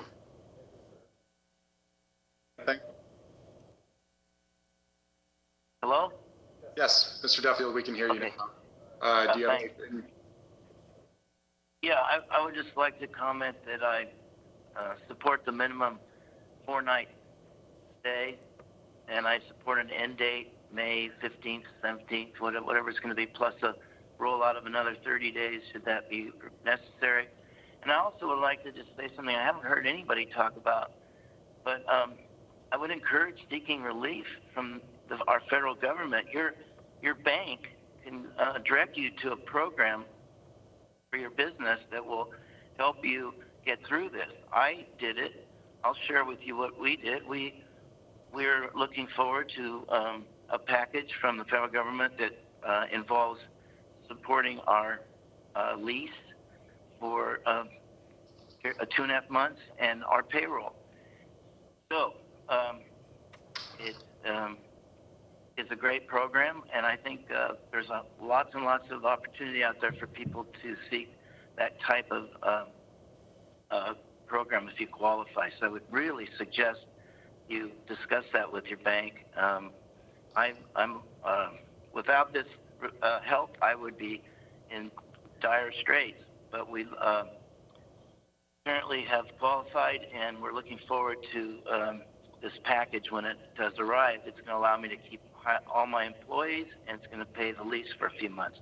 Anyway, I do support the 4-night and an end date, and look forward to trying to resolve this in a way we can all be safe and get through this as fast as we can. All right, thank you. Thank you. Okay, let me see if I can summarize, and just to piggyback on a couple of comments that about making sure that we are doing everything we can at the city level. Expanding even farther than what I had talked about earlier about making sure that we are following orders to the T, following guidance as it applies to us. I will say I have reached out to our local state senator. I've reached out to our local supervisor and asked them to follow up with their respective health agencies to find out if there is anything that Newport Beach is doing or not doing that they would like to see done differently. And so far, I've not received any specific information about what we're doing or not doing that they'd like to see done differently as a health agency. But I'll continue to follow up on that because it is, of course, very important that we are following that expert advice. So, can I just make one comment? Absolutely. If we're going in the direction that we may be going to establish a 4-night minimum, let me just say on the record publicly, imploring our property management companies to not take advantage of now they could market, say, okay, you could come to Newport Beach if you stay 4 days or more. We are not, if I support this direction, I do not support opening up the city to short-term rentals for 4 or more days. Keep it as it is, the way it's been at 90 or 95%. Do not, please, I beg you, for the safety and health of our community, do not take this as a possible incentive to now you can open up rentals. Please do not. If I see marketing to encourage people to come to Newport Beach because the city council has made these changes, it is not a license to increase your business. That is not what this is about. We're just trying to go after that slice of the market that is not contributing anything positive to the city of Newport Beach and the overnight stays. Thank you. Understood. All right, here is what I heard. Okay, here's what I heard as a matter of summary. The modifications would essentially say 4-night minimum. If you are in place now, you can remain. I think right now it says you'd have to leave by April 10th, but of course, if you're staying longer than a week, you're not exactly the target demographic we're concerned about, which is the 1, 2, 3 night. I was using that one off of you, Ms. Mayor, so if... It's the county and go. Yeah, okay, and I just want to make sure I understood that point. Okay. We would still remain with the exemption for healthcare and first responders. The idea, of course, behind that is to remain as a, a number of people wrote in saying, make sure short-term lodging is part of the solution, and that would be part of the solution. I would recommend May 20th be the date with a review of May 12th. I'm sorry. I mean, we would have a review at our city council meeting on the 12th. Mr. Hart, does that give you heartburn? Well, I thought it might just be easier rather than having to re-adopt the ordinance, to leave the ordinance in effect for the entire emergency. But I added the clarifying language that people could advertise for rent and that they could enter into bookings as long as those didn't occur while the emergency is in effect. I understand your point. And you can always rescind the ordinance as well. I understand your point, but what I've also heard from our business owners is that an end date, at least an end date with understanding that we would be reviewing it beforehand, is very important to their own business. And I've also heard from council members that as a matter of policy, that makes sense. So I do understand that if we needed to bring it back on the 12th, we would have to re-adopt it. And if the emergency is still ongoing, it would remain an emergency ordinance. Am I wrong?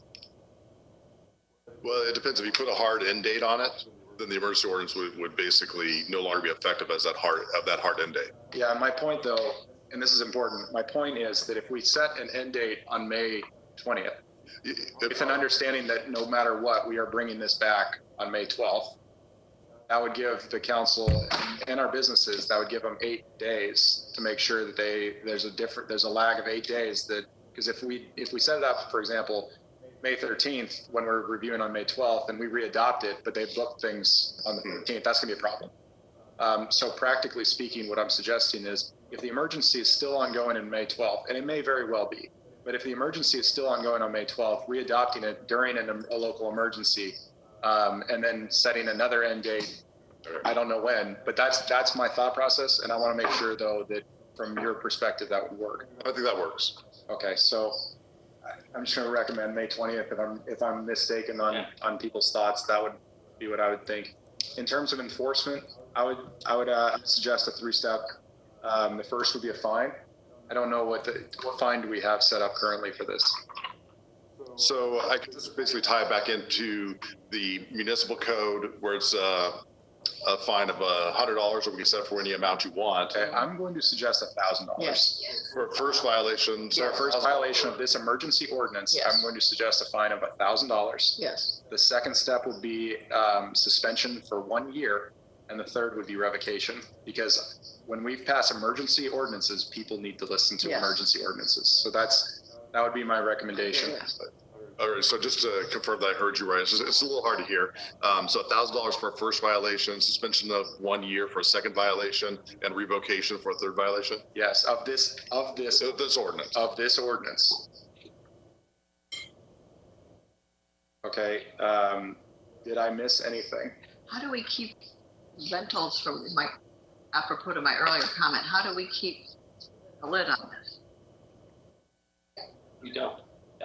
So here's another part of this is that we need people to do the right thing. And so I'll take it for 4 days. So I just set it for 4 days at $150 a day. They take it for 4 days for $100 a day, and they just don't do the last 2 days. They leave. So, you can't control these things. This is where it's so important that people do the right thing. And that's the management companies and the businesses. This is striking a deal here. But there's lots of ways around this. You can easily bring people in for 1 day or 2 days, change the rate, have the contract for 4 days, and they just leave after the second day, after they're parted. So there's nothing about that. And the other side of this to me is we're so stretched in this city from an enforcement standpoint. Everybody knows it.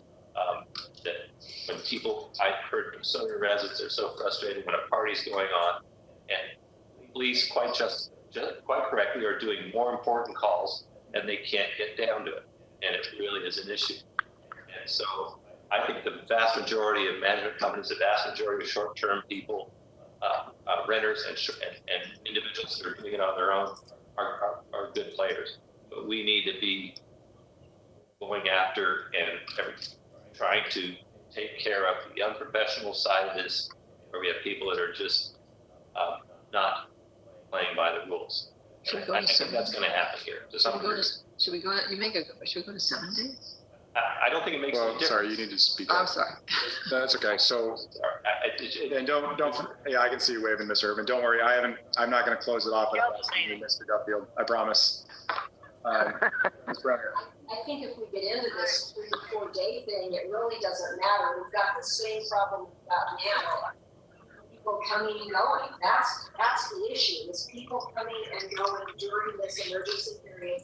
When the governor has said stay home, when the president said stay home. Like, who are we to say, oh, come on down and stay just for 3 or 4 days? It's okay, even though the president and the governor said stay home. Mr. Herdman. I agree with that comment, Councilwoman Brenner, 100%. We are all on a stay-home order. The other thing too, Will, with that third violation, you said revocation. I assume you mean revocation of their short-term lodging permit? Yes. And for how long? Year? Forever? That needs to be defined. That's a fair point. The waiting list. Go back a little. Is there a waiting list? Yeah. Okay. That's a good point. They have to go back into. No, that's a good point. That's a good point, Mr. Erdman. You know, I really want this to happen. I really want this to happen for the people in this city so that we're being responsible in terms of protecting them. And if we're going to allow a turnover of every 3 or 4 nights, what's the purpose in doing this in the first place? We're maintaining the business in place. We're not accomplishing what we want to accomplish, which is basically protecting our citizens from the spread of this virus and possible death. If we're going to do it, we need to do it.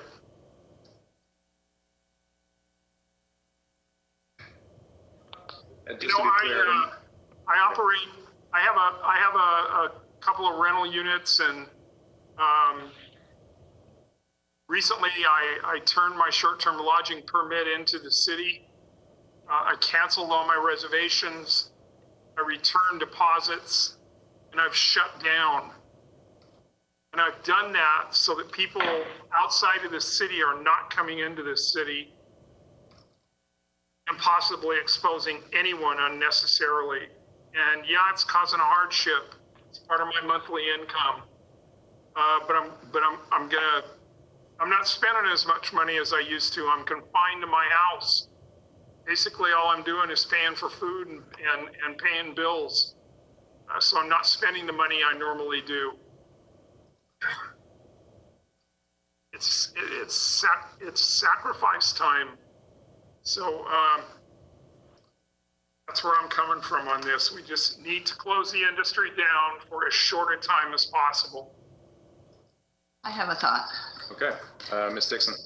Given that a 2-week or 14 days is the self-isolation period, if we allowed a minimum of 14 days, someone comes in a short-term rental, they have to stay for 2 weeks. That's the minimum. They can't leave early because they're going to lose a lot of money. But they will be under the rules that will be provided here, that they have to self-isolate. What do you think about that? No? What if they're a carrier, Diane? Well, then that's what I say, that they have to self-isolate for 2 weeks, which is the 14-day period. Let them do it at home.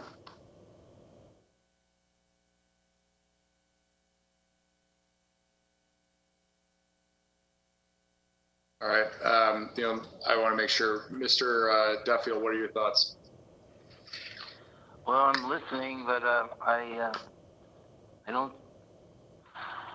think what we came up with was a good compromise, but I'm listening. I'm all ears. It's hard to believe that we could solve this with this decision. So I don't think that what we're going to do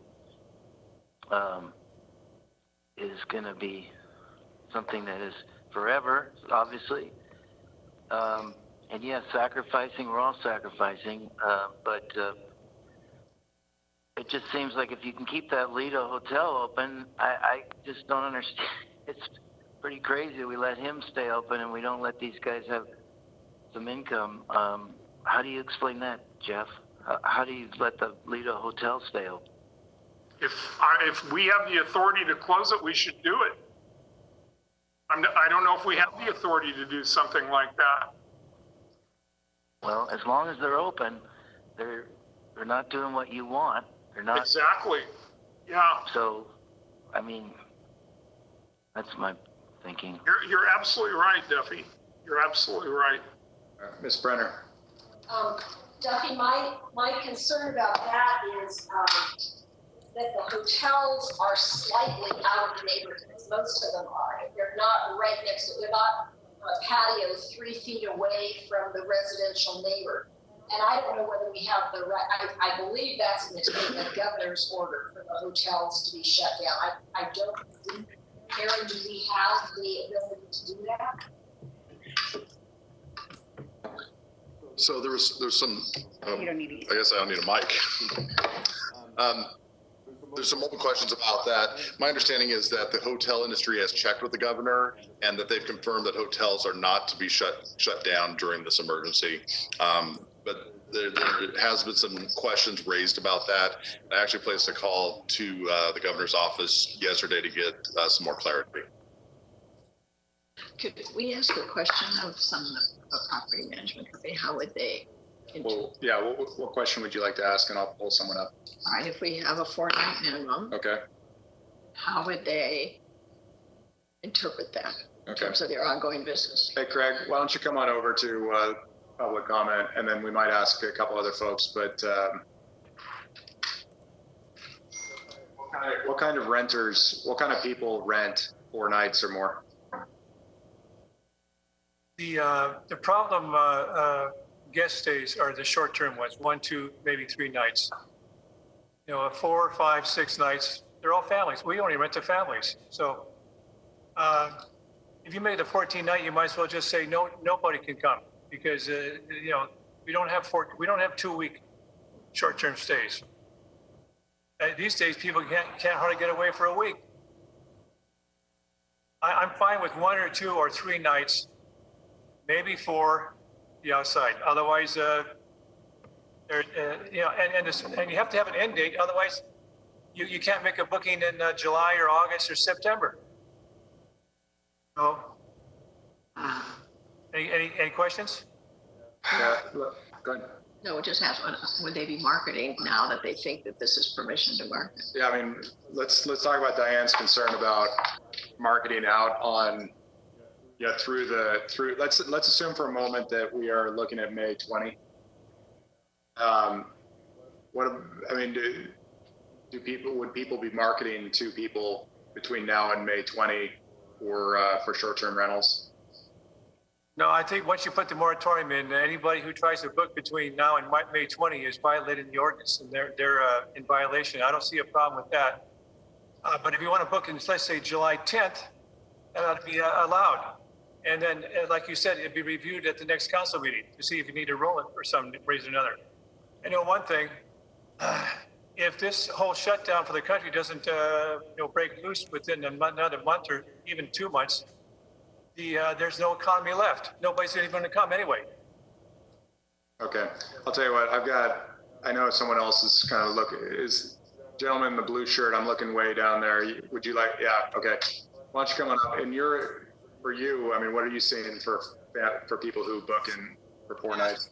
So for us, I mean, I've talked to the operators who rent from us. We have multiple operators, and what they're telling me is that the 1 and 2 night people that are coming are, number one, booking last minute. So by doing what you're doing, we're talking about what you're doing with having a 4-night minimum, you're just going to eliminate these 1 and 2 night stays, I think, by doing what you're trying to do. Number two, what they've told me is that there's what I would call a haggle fest going on, which is that people are desperately trying to rent whatever they can to get some amount of income in. So something that would rent for $300 or $400 a night is now renting for $100 a night.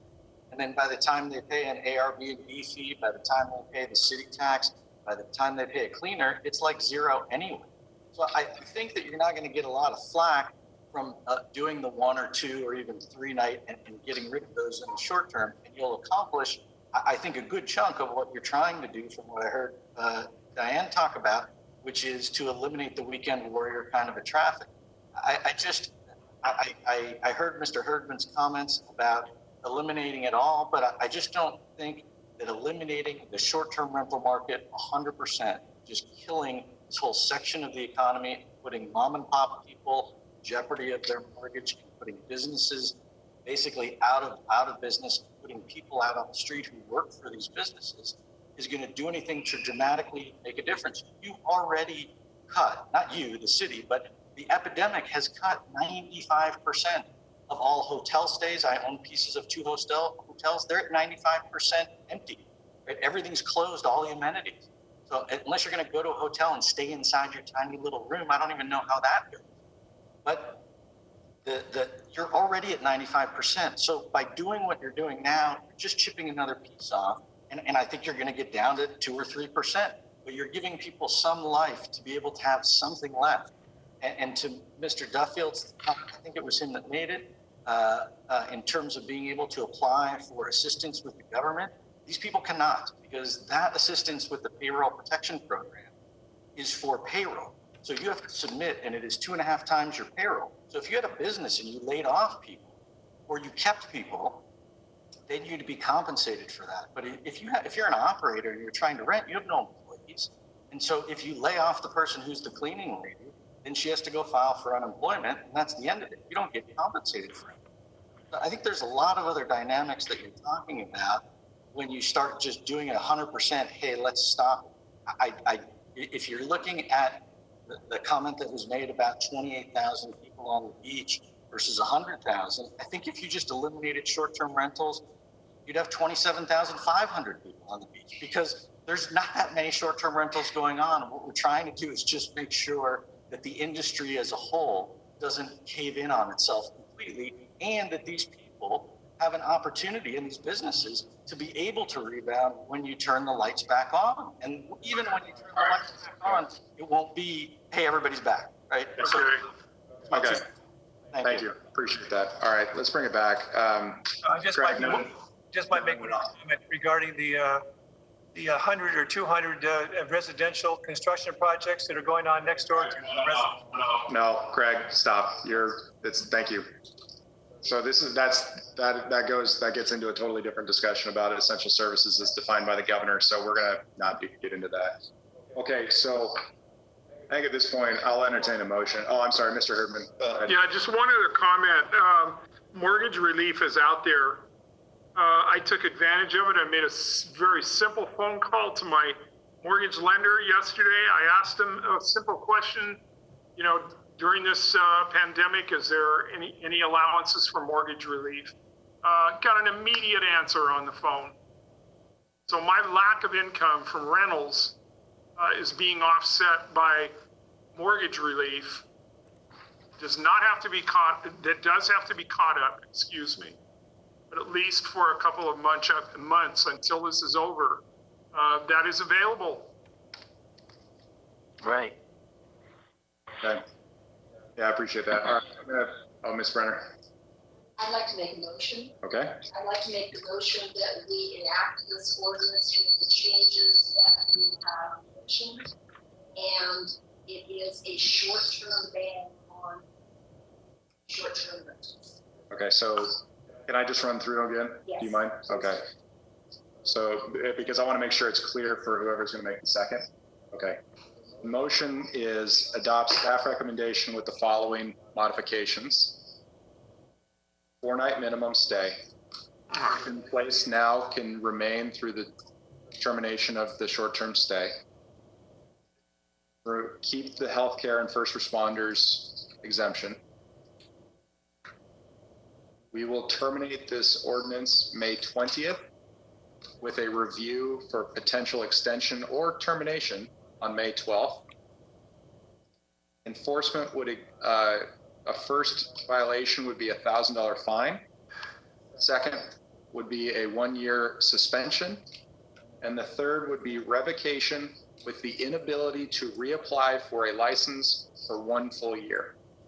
Okay, I need some clarification on one thing before I would entertain a second. That's fine. That's why I did it. Go ahead, Mr. Urban. Yeah, thank you. Oh God, now I can't remember what it was. That's okay. I'll run back through. That's okay. 4-night minimum. If in place now can remain. Oh, I remember now. Okay, somebody, it's the in place. Somebody's in a short-term rental right now. They're supposed to move out on Saturday. Are we saying they can't move out? So that's a good clarification. So what we're saying is they absolutely can, should, and we would probably pick their suitcases up and move them out ourselves. Okay, then we need to add to that then that the place, then we're saying that the unit can be rented for another 4 nights. That's what we're saying with this. We're not accomplishing what we're trying to accomplish here with this 4-night thing. We're trying to keep people out of our city. And I really want to vote for this, but I can't vote. It can't be rewritten. Okay, It then, confuses it. okay. That's fair. So if we remove that out, Remove what out? I'm sorry, if we remove out the if in place now you can remain. Oh, okay, go ahead. The confusion is if somebody moves out and somebody else moved in for 4 days, because that's. Can't be rewritten. That's the problem, is I think people are going to be confused by the 4-night minimum if are we saying no new occupants through the time of our emergency or Yes, exactly. That does, okay, wait a second. That actually is dramatically different than what I just said. So what you're saying is that Once people move out, that's when a renter moves out, that, I'm sorry, now I need clarification of this. Are you saying that a short-term lodging can only be rented one time between now and May 20th? That's what ban means we're not allowing new occupants to come in just during this year. Yeah, I think that's significantly different. So I think what's being That's different. is that they would still be able to rent out the units, but it'd have to be for 4 consecutive days. It's not a complete ban. I think that's consecutive nights. Night, yeah. Yeah, that's okay. I know that's not what Roy's saying. I think that's what. Yeah, let me clarify. Yeah, no, because that is a very different motion than what I had just described. So if we're saying, because my understanding is of what we've been talking about right now. My understanding is that if someone stays for a minimum of 4 nights, and then they went through the deep cleansing process that they go through, it could be rented again. So what we're really looking at throughout, so we're talking about a 6-week period right now. So we're talking about, in theory, a total of maybe 6 turnovers total for a unit if they were consecutively rented, which is not going to be the case anyway because they're down 90%. But that's how I understood our discussion. So if that's not how they are, then that's So let me just follow up on that. The reality is, just as the gentleman was saying, there is no market. And the market is the only active, my interpretation, active market currently is for the 1-night stays. And we're considering extending that to 4 nights. So what? So we're eliminating the market demand for short-term rentals in Newport Beach for the next period of time until May 20th. By doing what, Diane? Right now, the market, as I said in my earlier comments, the natural market has limited occupancy to 5%. How do we get to 100% of eliminating occupancy in short-term rentals to clean these people out of our city who aren't residents? So I'm going after that 5%, and I believe most of that 5% who are still renting and establishing rental agreements are the 1 or 2 night stays. And so that is why I've been directing to go after that 5%. Then we pretty much captured nearly 100% of the market, that because of the economy, because people don't have the money, they can't travel, to close it down without saying we're banning it, but we're eliminating that 4-night stay, which is the active part of the market right now. We're eliminating that 1 or 2 night stay, you mean, by implementing a minimum of 4 nights, right? That is correct. Okay. Right. Okay, but to be clear, Right. there are 2 very different discussions going on right now, and I want to make sure we are talking about both of them because it's very important that we get this right. There is on the table the option of requiring a 4-night stay, which would dramatically decrease it. It wouldn't go to 0, but it would certainly decrease it and get rid of all of the renters that it could. So but I'll get there in a second. So right now, in the event of where they are at the moment, they can rent to 1 night or 29 nights. And based on that entire range, they're down anywhere between 90 and 95%. If the requirement went to a 4-night minimum, that means that they could do a 4-night stay, turn it around, and rent again another 4-night stay. The other discussion that's on the table is finish out whatever rental you've got going right now, but you're not allowed to rent again until the ordinance is lifted. There you go. And that is a very different discussion. That is a very different thing. And I want to make sure I'm getting this, because if that's the motion you're making, there is no reason to have a 4-night minimum, because at that point it's just a straight moratorium, or it's not a moratorium, but it's an emergency ordinance prohibiting the re-rental, the occupancy of a short-term lodging between now and essentially May 20th. But I'm making sure I'm understanding this, because if that's the case, then there's no reason for us to have a 4-night minimum in that. So that's. I have a slight difference of opinion. Okay, then go ahead, Ms. But Dixon. just like- I'm going to come back and I'm going to make sure. That's right. All right, well, this is what I'm sorry, hang on, just All right. 1 second. I want to make sure everyone is understanding the order I'm going to do this in. Yeah. Okay, so I'm going to kick it over to you for quick clarification or difference of opinion. And then I'm going to go back over to Ms. Brenner, who has made a motion, and I'm going to restate it. And then I'm really glad I did. And then I'm going to entertain a second, and then we'll kind of work through the procedure on that side. But anyway. So perhaps so the existing rentals that will terminate in the next X number of days, that unit cannot be re-rented through May 20th. That is her motion. But there could be other potential renters for 4-night minimum. That is not her motion. I know, but that's what I was saying. Let the people go. And if there is a market for 4-night minimum, that's what we would be permitting. Yes. Okay. It's fine ordinance if that's what you want to do, but it defeats the purpose of what we set out to do. Absolutely. If we allow. Jeff, hang on. I promise Right. we'll get there. Just hang on 1 second, because she's about to make a motion, and I just want to. And so let me express about it is that we know in the past the 1-2 night rentals have been our problem. What we don't know about the future, and what we do know, is that there are a lot of college students that are out living with their parents, that this is spring break for them, there's no more school. We don't know. I don't care whether they stay 4 nights or 2 nights or a week, they're going to be a problem for us. And that's going to create a problem. Plus, the more homebound people are, the more they're going to be looking at, maybe we should take 4 days and go to Newport. So I could see the market increasing with this ordinance as we get further into this. Rather than telling people, no, stay home, now we're saying, oh, well, if you want to come for 4 days, then it's okay if you come and bring the germs down for 4 days.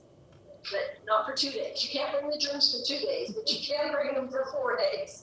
So that's the point. Either we're looking at this as a ban on short-term rentals temporarily, just temporarily, hoping to kickstart the recovery so that we can get everybody back to 100%, or we're dribble-drabbing it and saying, okay, well, maybe it won't slow the virus quite as quickly, but it will still slow the virus if they only come for 4 days. It's the virus. Last comment, please.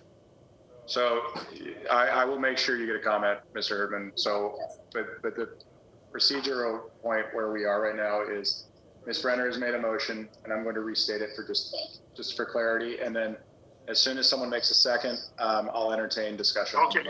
All right. Got it. Thank you. Yep. So, boy, it's good to have a lawyer sometimes. All right. So we're going to have, the motion is on the table as follows. If there is a current short-term lodging in place, and that lodging can continue until its contractual end, at which point no additional occupant is allowed to occupy the short-term lodging for commercial purposes. And I only put that in there because a person could, in theory, occupy their own home they own, but I'm just throwing that out there. So for short-term lodging purposes, it cannot be reoccupied until May 20th or sooner if one of those 3 occurrences happen. The only exception being for healthcare and first responders. And the enforcement is a $1,000 fine for first violation, suspension of a year on the second violation, and a revocation with the inability to apply for reinstatement for a full year. I'll second the motion.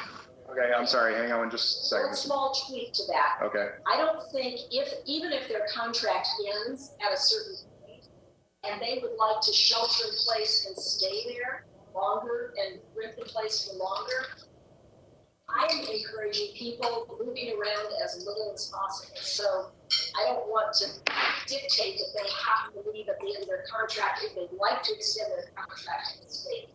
Okay, well, then I guess Mr. Harbaugh, you can put something language to the effect of natural end of the current contract or as amended. Well, if they're already in place, they could just say they could stay in place if they're already there. Yeah. Okay. All right, Mr. Herdman, are you seconding that motion? Yes, I am. All right, and now is the time for council discussion on that, and I'll go to Mr. Herdman first. I'm fine. I don't need to say anything else. I support the motion. All right, any other discussion on the motion before we go to a vote? All right, Mr. Avery. This is, I think, pretty close because but I'm thinking, you know, they're 90% down. So I mean, suppose you give them one more 4-day somewhere in that stretch. What are we, a month? It's 5 weeks, right? And so give them some income, more, Just more one. tranche. Just one. Just one. Just maximum. If they're 9% down, probably can't get 3 or 4, but who knows? One more rent. Yeah, to allow just some more income. I'm assuming that there wouldn't be much more than that anyway. Can we, how do we regulate that? I don't know how we regulate that. That's the problem. I like that idea. Why don't you make an amendment? Well, this is, you gotta trust the operators. You cannot police it. Is that a substitute motion? Yes. Hang on. Okay. All right. Do we have a second? I have a second. Okay. Do we have discussion on that motion? Okay. So if you allow for that, Brad, you're just rotating potential carriers through our city.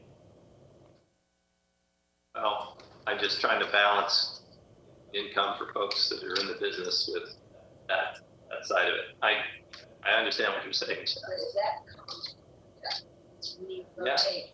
If we cause one more death because we rotate another set of people through our city, then we're responsible. We have 28,000 people coming to the beaches. I'm sorry, hang on. Hang on. So I'm just going to, so Ms. Brenner, you had anything else on that one? It's okay. All right, Ms. Dixon. I support the motion. I second it. All right, any other discussion? And I think it's a fair compromise. I guess I will comment. Instead of an outright ban, I mean, we haven't even banned our beaches. I mean, that's what's being marketed. And we can't come to that. I'm not bringing that up now. I'm just saying that's the ultimate fix to this problem. And so we are trying to do incremental measures here. And I'm trying to recognize the precarious nature of all of our businesses in our community.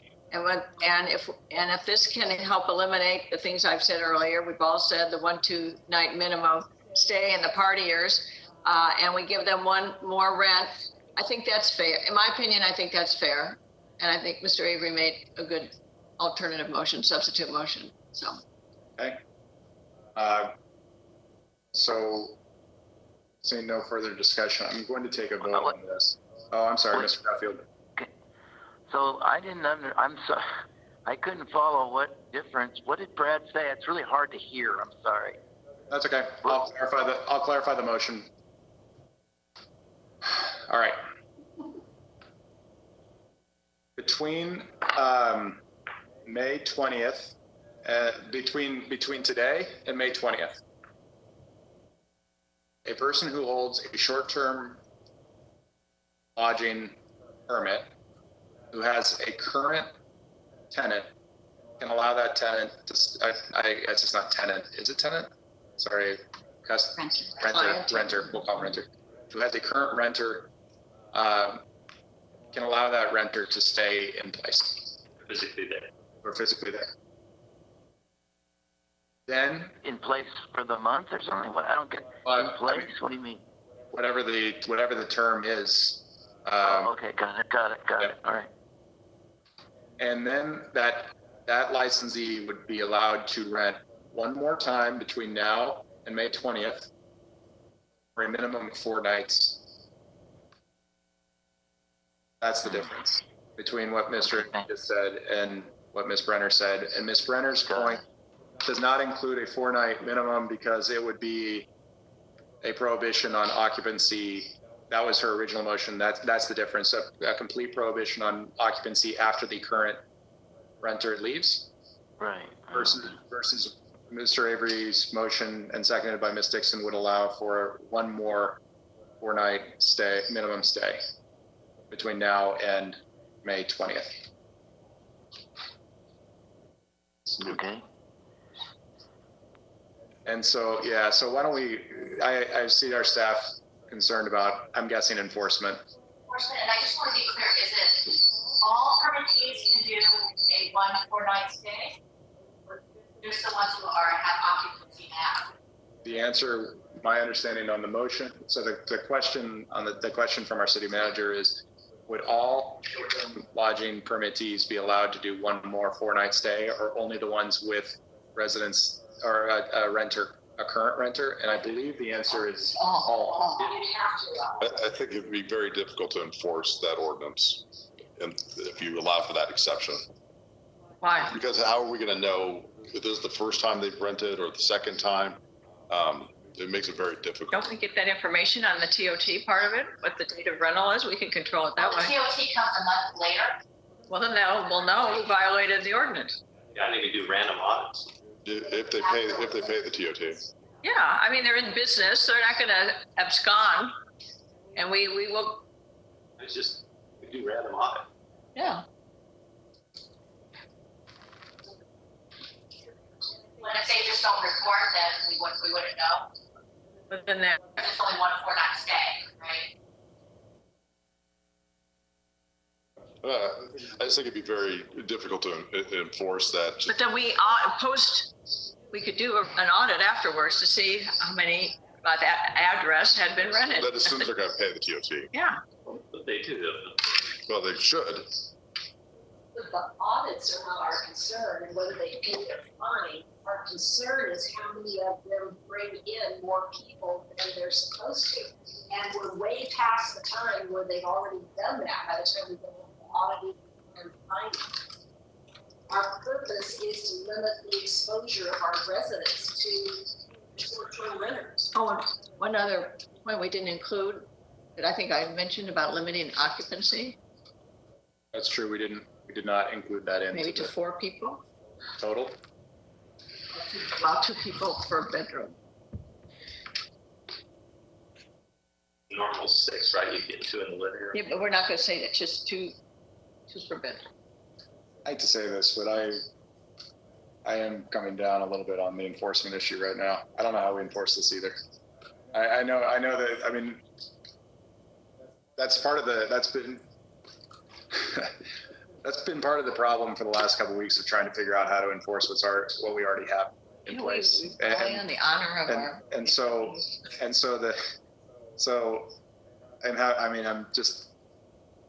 I am really. It's the honor system. All right. I'll tell you what.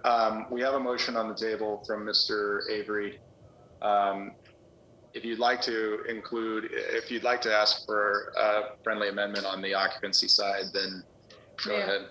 May I, Mr. Avery, limit occupancy to 2 persons per bedroom?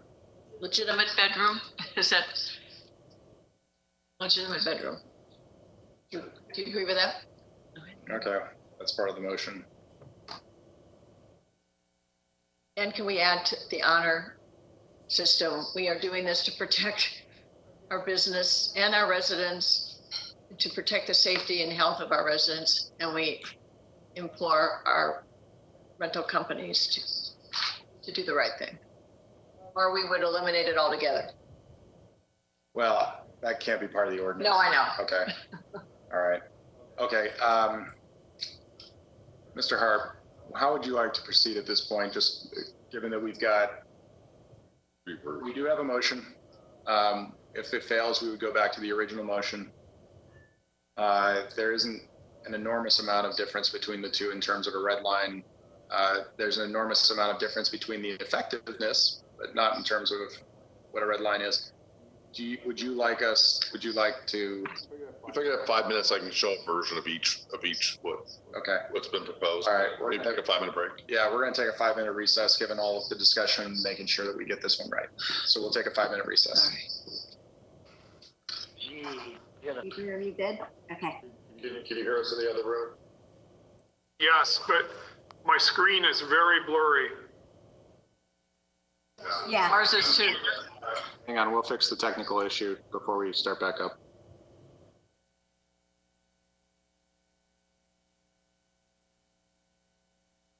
Okay. All right. So coming back in, when we left off, the discussion was about trying to do a red line, and then also trying to work through enforcement issues. Before we start down the red line version to try to figure out, the language of it, I want to make sure we had exhausted the issue of enforcement. So, does anyone have? Okay. Sorry. Go ahead, Mr. Avery. Yeah, I've been thinking about this. And just if we're going to do this, I think we need to at least demonstrate that we have an ability to check and enforce, as we've described the enforcement language. So I guess I'm asking, is there a way that we can track what the activity is so we can know if we did an audit on some of the operators, see if they've rented again, how many times they've rented? Simone, why don't you just come forward so we can make sure the mic picks you up. This is a little bit odd, but yeah, right there is perfect. So right now, who's speaking is Simone Georges, our Community Development Director, in response to Mr. Avery's question. So go ahead. Councilmember Avery, the only way we can do it, we do have an auditor in-house that does spot checks, and basically the property owner provides their books to us. We don't have a mechanism to cross-reference to any platforms, Airbnb or Expedia or HomeAway. They don't share their information. So it's really the honor system of ensuring that those books are accurate and honest, and that's the only information we have. Right, but those, and they all have, most of them have used the platforms Airbnb or HomeAway or something, right? For booking, but they don't have to use the platform for receipts or for taking in income. Okay. They can get it separate outside the platform. So we could see the bookings. We don't have access to, Airbnb will not share their booking with us. Right. So we don't know if it was booked or it was not booked through. Right, but the city could ask the landlord or the rental company to provide those. Yes. That could be part of the ordinance. Yes. Right. Correct. And do we know at any time how many platforms and which platforms any individual operator is using? Because many of them use multiple platforms, right? We know the major ones. Right. And I've heard there's up to maybe 50 different platforms. Okay. So, they can use a number of different ones, and some that come and go also. Right. So yes, but we all rely on the information provided from the property owner to us. There's no way to be sure. That's correct. It's the honor system. It is the honor system. May I just ask a follow-up question? Sure. Yeah, good.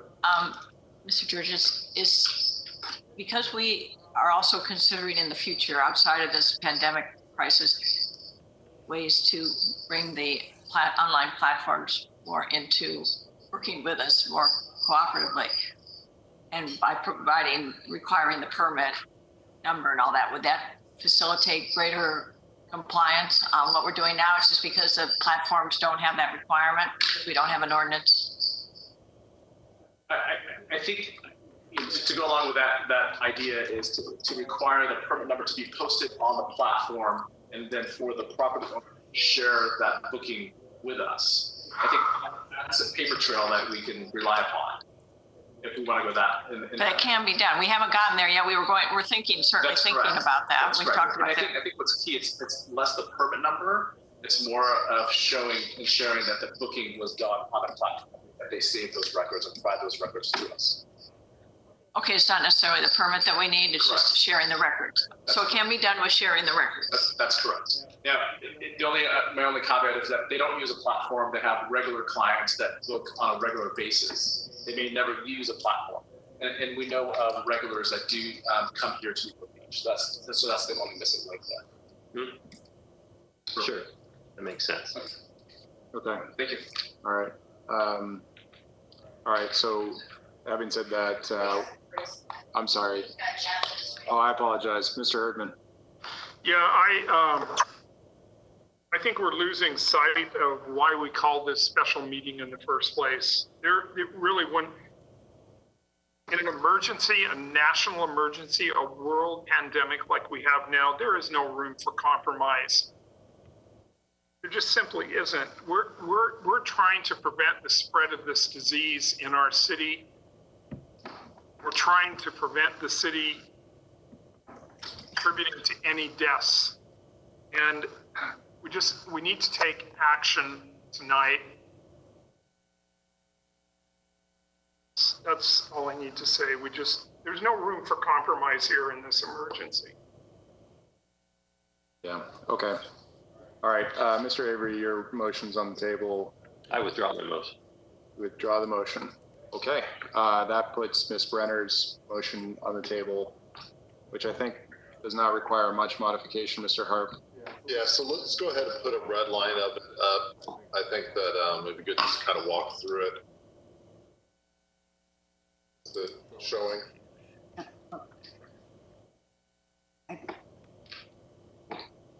Which one?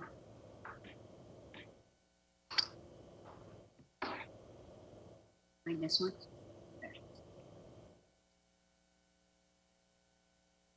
So on the first page, I went ahead and added the provision that Mosher noted. Mosher noted about the state of emergency being declared by the governor. That was a good catch on his part. I'm not sure why that got eliminated. On the second page, there wouldn't be any changes. On the third page, the changes would be to section 3. And we added the language clarifying that this provision is only in effect until May 20th, 2020 at the latest. And that we added some language that deals with the issues that was raised by the public about advertising during the time this ordinance is in effect for occupancies that are outside of the time limit for the emergency. That's the language there in 3. Section 4 on page 4, we changed it so any person currently occupying a lodging unit for a short term may continue the occupancy. And then section 5 we revised to note the first, second, and third violations. First violation being a $1,000 fine. Second violation, suspension for 1 year. Third violation, revocation and inability to, or they would not be eligible to reapply for a short-term lodging permit for 1 year. And then on page 5, section 11, I added an end date of May 20th, 2020 as the longest that this ordinance could be in effect.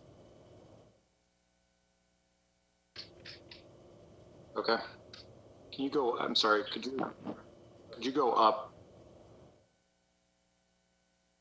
a little bit more?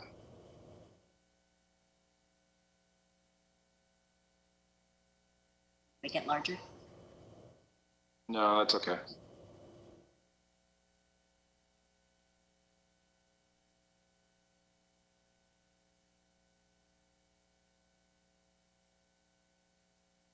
Okay. I think you've okay. All right. Maker of motion is Ms. Brenner. Does the language satisfy your motion? All right. The second was from Mr. Herdman. Does this satisfy your second? Yes, it does. Okay. I'm going to take a vote on that motion. at this time. So because we need to do roll call, I'm going to go, I'm sorry, Mr. Duffield, I apologize. Go ahead. Thanks. Hey, so this is the one time between now and May 20th that you can rent again? No. That's okay. No. Hang on. I'll clarify. That's okay. Before we take a vote, Mayor is required to do a clarification anyway. So the motion on the table for Ms. Brenner is if there is a current occupant, that occupant can stay through the end of the rental agreement. And will terminate on May 20th or one of the other three,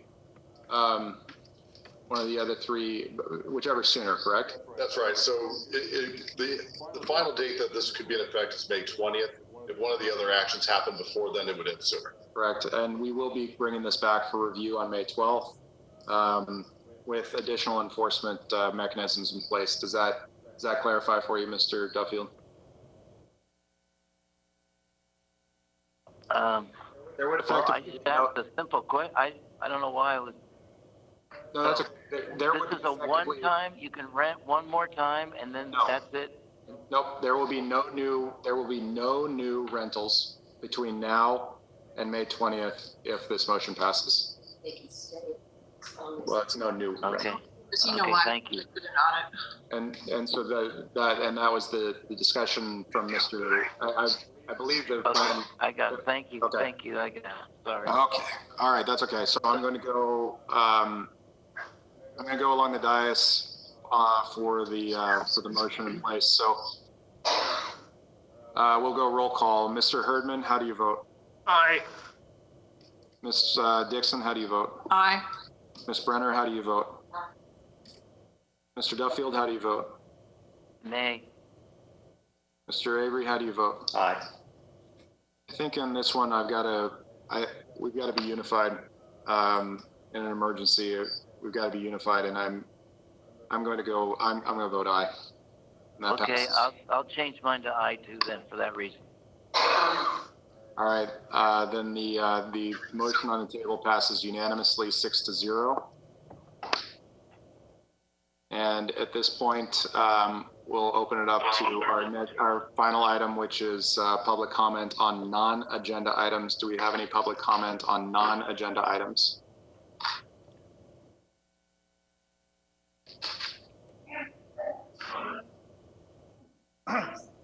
Mayor O'Neill, members of the council.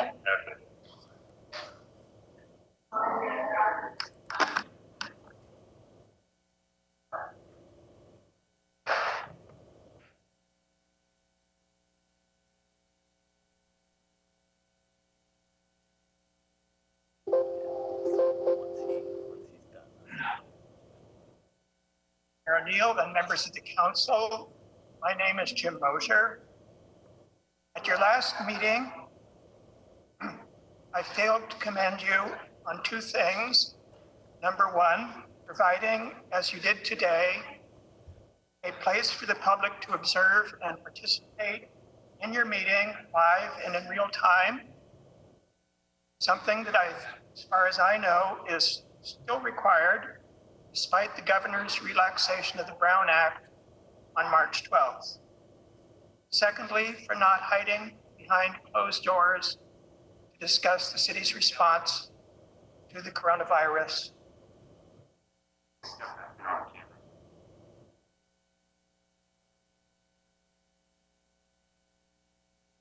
As I understand it, several of our neighboring cities have completely barred the public from attendance or participation in their meetings, and they have used closed-door sessions to discuss their city's response to the COVID crisis. I think they are wrong on both counts, and I think you are right. I thank you for that. I would observe, however, that at your next regular meeting on April 14th, there is a contentious issue scheduled for discussion. And if today's experience guides us, social distancing would work a lot better if the city avails itself of all the seats it has available and not force the entire public audience into the community room as we did today. Thank you. Thank you, Mr. Mosier. Any other comments on non-agenda items? Hi, Carmen Rawson. Yes, in the spirit of no room for compromising, as Jeff Herman was saying, I will ask you to consider to close the public restrooms. Marina Park, 15th Street, the piers. If people are not supposed to come here and you're supposed to walk around your house or nearby, then you don't need the use of the public restrooms. You see next door people that live in Newport Heights that are going to Balboa Island to walk around. So we should all try to promote to really stay in your neighborhood for that reason. And the other one is, I don't know what point, then close the beach, like they have done in Laguna Beach and Seal Beach. So that's for your consideration. Thank you. Thank you. Next speaker, please. All right, seeing no further, we stand adjourned. Thank you.